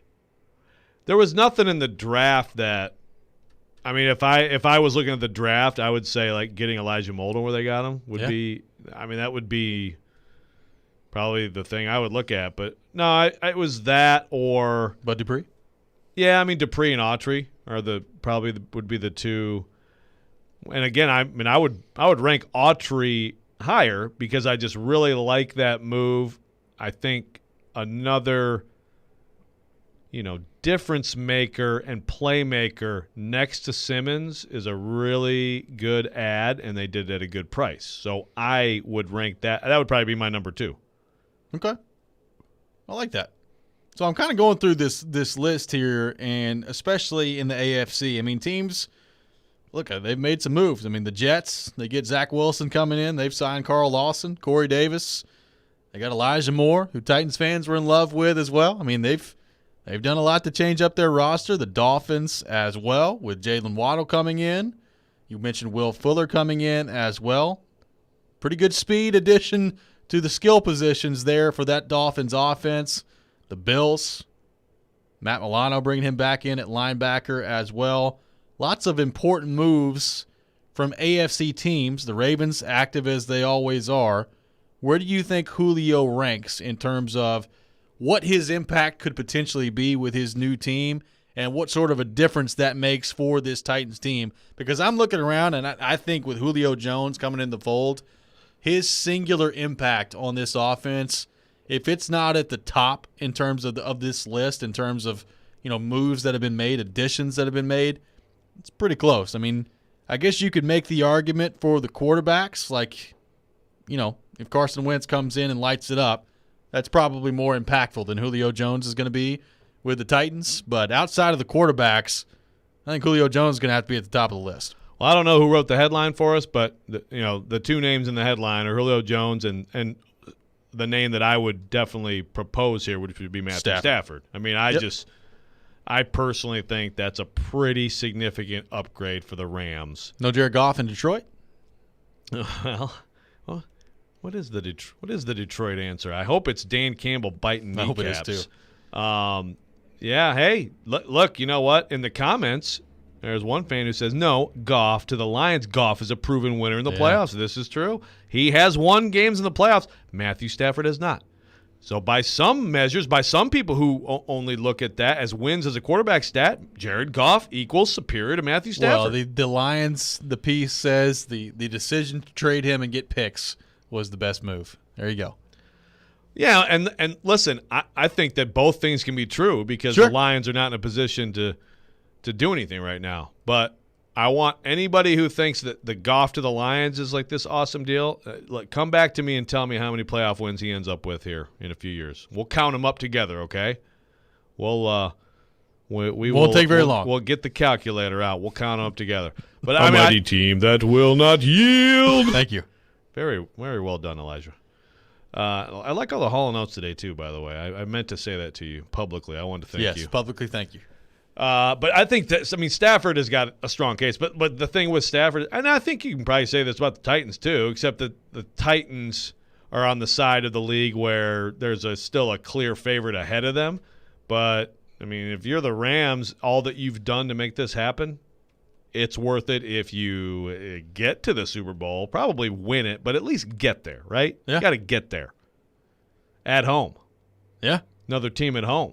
Maybe that's a new Playing in trend. the Super Bowl, maybe it is. Maybe Brady started a new trend in the NFL. Although if the Rams get there, that means that Brady's not, and we know that can't happen. Brady's a shoo-in to be there this year, right? Well, look, all those years that he didn't win it was probably just because he didn't want to. Yeah.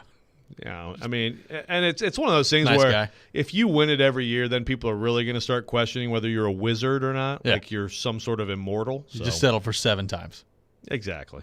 It's his way of blending in. It was interesting to look Right. at Tampa Bay's kind of offseason moves here because basically their offseason was keeping everyone. Yeah, And that's what Greg Auman went with here. But 22 starters, man. 22 starters. Never heard of that in the NFL. I've never heard of that in the NFL, but even I think more impressive than that. Not only do you bring back all 22 starters, your top 31 players in terms of snaps on offense and defense, they're all back.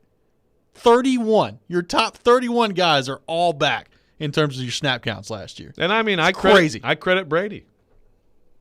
How could you not? It was all him. Exactly.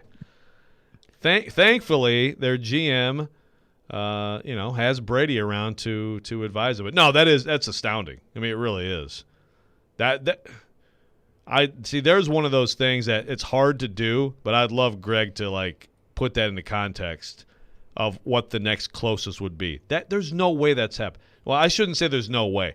Go way back in time. In the salary cap era, there's got to be no way that's happened. Yeah, in the salary cap era, I'd love to know the closest because that's number one. It has to be. That's astounding. I mean, we made a big deal last year of the Chiefs and trying to like keep everybody around. And of course, Mahomes got a new deal, and there was a whole bunch of finagling you had to do there. But we're like, hey, does the salary cap exist for Kansas City? I wonder that even more so with Tampa Bay now. Like, hey, does that thing exist? Like, are they operating under a different set of rules? Right. Like a guy like Sue, just for he's one just like- example, I figure he'd go somewhere else like he does, it seems. They still every got all year. 3 tight ends. They've got Gronk, O.J. Howard at the moment, and they've still got Brait, too. Yeah. It's unbelievable. Some of this may change still. It could. But, man. Let's go to the text line driven by WilsonCountyHyundai.com. Got a texter that says, the dumbest move was the Titans not taking Trey Smith in the 5th or the 6th round. Trey Smith, and that goes back to the Chiefs. We were as just well. talking about We were him. just talking about that. Someone's ears are burning. That's funny. We were talking about the Trey Smith going to the Chiefs, I believe in the 6th round. I think that's going to end up being quite the pick for Kansas City. It's so I think it's a great pick for the Chiefs. I mean, look, it's the blood clots thing. You don't know for sure. I mean, he's been telling everybody who'll listen that it's not an issue, it's not a concern. There's no way everyone believes him because he would not have gone that low. I think realistically, Trey was like if there were no medical issues, he's like a 3rd round pick, I think. And I think he's gonna be a long-term pro. He's gonna be as much a professional and great influence as a locker room as you can have, and he's got the tools. And yeah, the Titans. I don't know that the Titans are at the top of the list of teams that should have done it earlier. Certainly not alone, but you look long-term at the interior. It'd be great to have another guy in there who you can develop. They do have Aaron Brewer. They like him, but a lot of teams should have taken Trey Smith before Kansas City did. Kansas freaking City. Yeah, and they get Orlando Brown coming in as well. I mean, they're trying. I mean, you lose Eric Fisher. They're trying like heck to get him or to get that line set. But man, I just envision Trey Smith like being a 8 to 10 year player there for them. He's gonna be there for a long time. I agree. Well, and Kansas City they did exactly what you needed them to do, what they needed to do, and they are a perfect example of what we were just talking about, which is we want to assign this stuff to all the quarterbacks. Patrick Mahomes still did things in the Super Bowl that were outrageously good, but if you can't block the other team, you won't win. Or catch the passes he throws.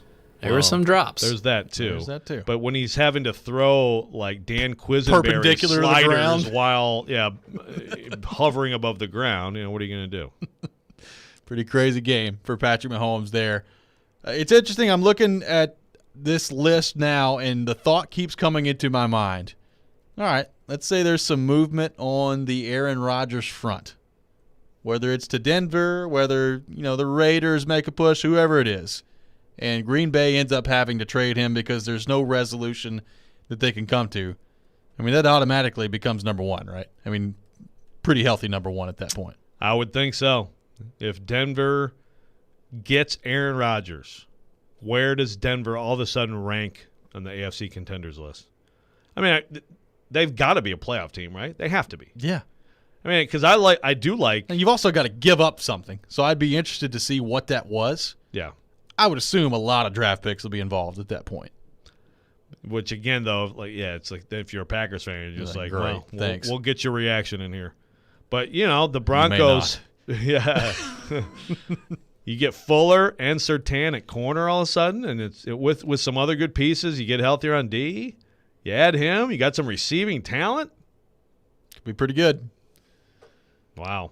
With that being AFC said, could be really Aaron Rodgers will be the starting quarterback for the Green Bay Packers in Week 1. It's all going to work out. Write it down. It's all going to work out. It's all going to work out. It feels like there's more momentum for that in the world at large. Yeah, I don't know why that is because nothing's really changed. But unless there's some, maybe little murmurs. Maybe. I mean, he did renew his membership to the Green Bay Country Club, so maybe that was it. What else do you need to know? That's all it. You don't even need to follow the store anymore. That's it right there, man. Whatever that country club costs, which apparently it's expensive. I hope it's real expensive. The figure that I heard, fans think this care. Well, this the matters. figure that I heard thrown out there was like it's $90,000. I was like, golly, it's expensive for a country club. But Aaron Rodgers loses $90,000 in his wallet driving to the facility. He'll be all right. He loses more by just not going to training camp. Yeah, exactly. Camp. Yeah. But hey, you got to maybe that's whatever you can hold on to right now. You got to. That's right. When we come back, we will wrap up the show by looking ahead to Game 2 tonight for Vanderbilt against Mississippi State, an opportunity for a national title once again on the table for Tim Corbin and company. We'll get to that coming up next. This is Robby and Rexrode here on ESPN 102.5 The Game.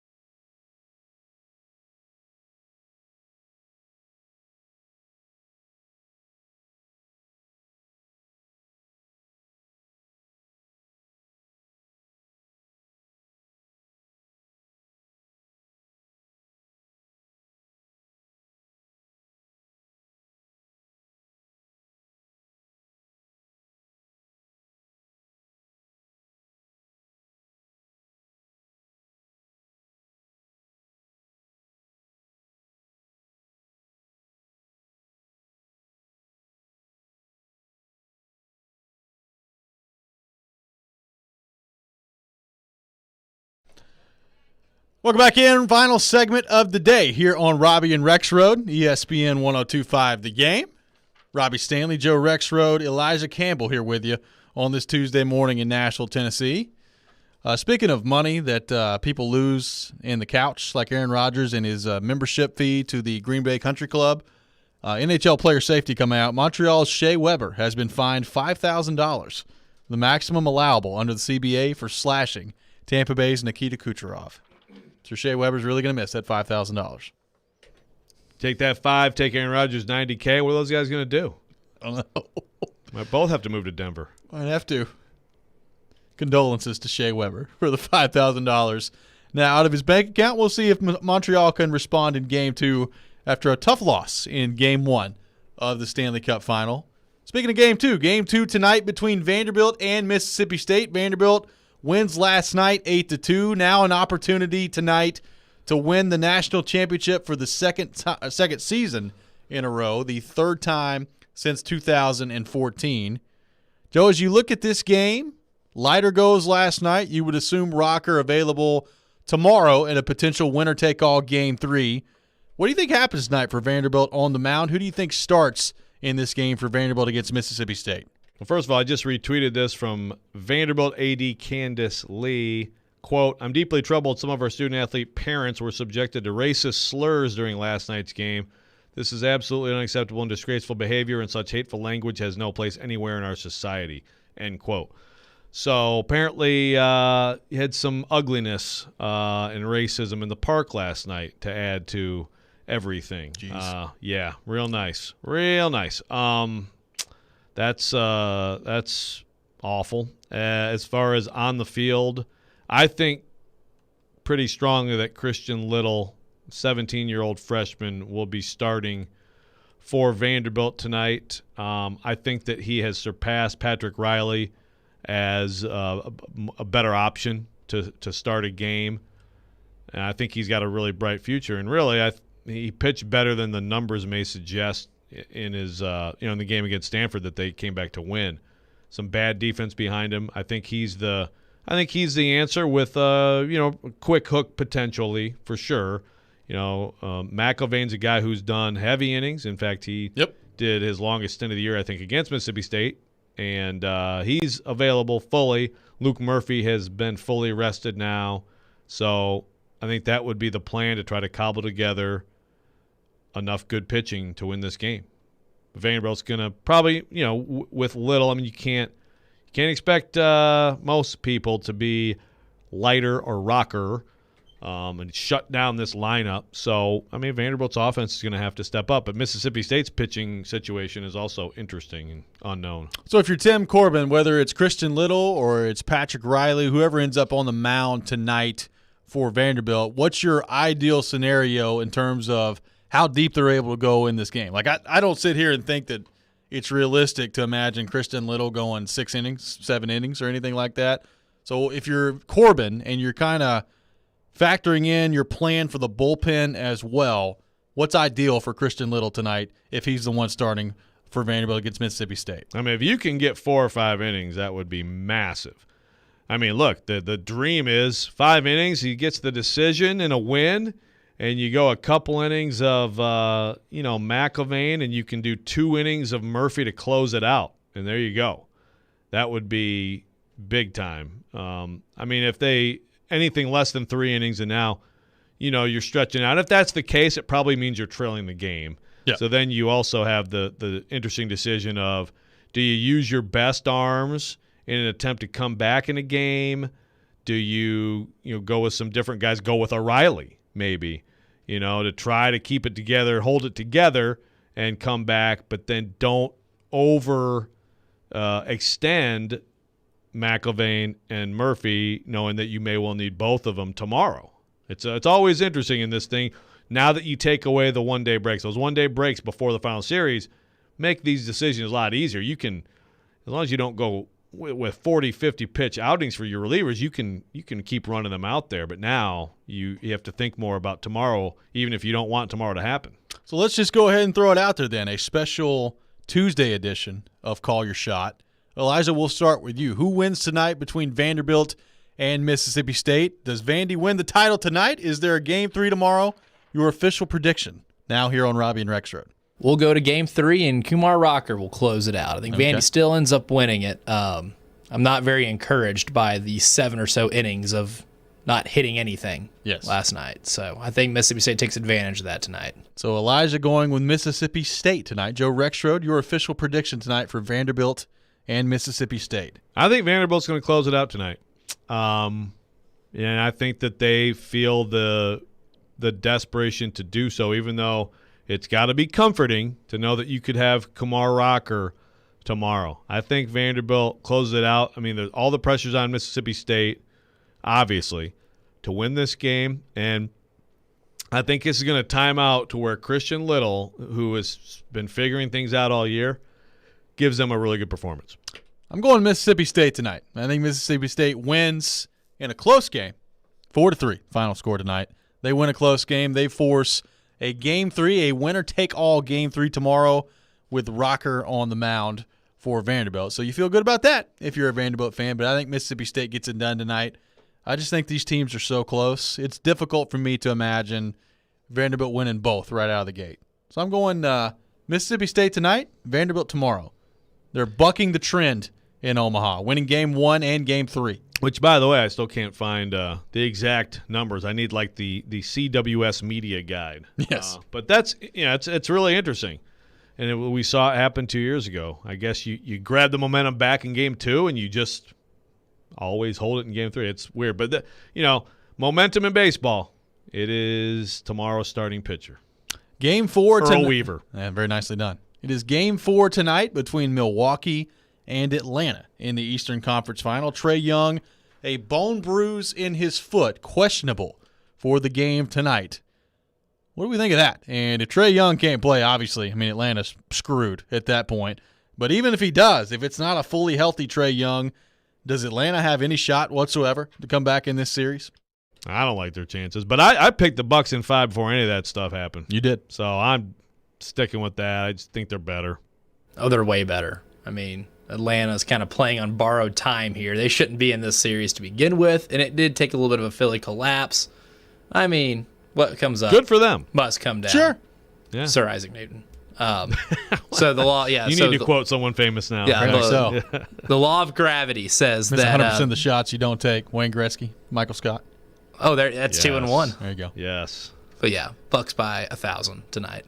By 1,000. I believe the line is 7 at the moment. So what you're saying is hammer it. Yeah. Hammer that line. Hammer Minus that line. 7 Hammer that line. Milwaukee at the moment on the FanDuel Sportsbook. Has that moved at all because of Trae Young? Well, I think yesterday it was -5 or -6 for Yeah, Milwaukee. Okay. a point or two. Yeah. All right. I think Trae Young's going to play. Oh, I think he will too. And he'll probably still play pretty well. But you need 45-point Trae Young, to win in this matchup. Atlanta is overachieving. Did the Clippers winning last night influence the way you feel at all about the outcome of that series? Because, look, I've seen this happen with Chris Paul teams before where it's looking pretty good until it's not. And then all of a sudden it's over and you find yourself sitting at home watching the NBA Finals. Pretty impressive performance last night from the Clippers. Paul George goes for 41. So the thing with Paul George is, listen, you tell me he can do that in the next 2 games, okay, then I'll buy it. But I'll bet you that in one of them he goes 6 for 20. Yeah. I mean, that's the problem with him is not that anyone should be expected to play like last night every game, but he just seems to just be all over the map and have the stinker, in the punch bowl right at the worst possible time. So I don't really buy it. So you're still all in for a Suns-Bucks NBA Finals. And that's a good point about Chris Paul because you're right, but I consider this a Devin Booker team. It is. That's why I'm going with them. Yeah. Yeah. Well, it depends on how the Suns counteract going small. Clippers played small last night early, and they got down pretty quickly. It took a while to adjust. It's going to be a chess match, and if there's anything Tyronn Lue has done better than any coach in the NBA this year, it's adjust after a couple games in a series. And they went small in necessity, but it still worked pretty well. So, by the way, Ty I still Lue, like the Suns. Greatest winning percentage in NBA history, facing elimination in the playoffs. How's that one for you? That's pretty good. Pretty good. Now, when you come back 3-1 from 3-1 in the finals, that'll do that. That'll go 10-2. I was about to say. That does it for us today here on Robby and Rexrode. Darren Donica Chase is coming up next. This is ESPN 102.5 The Game.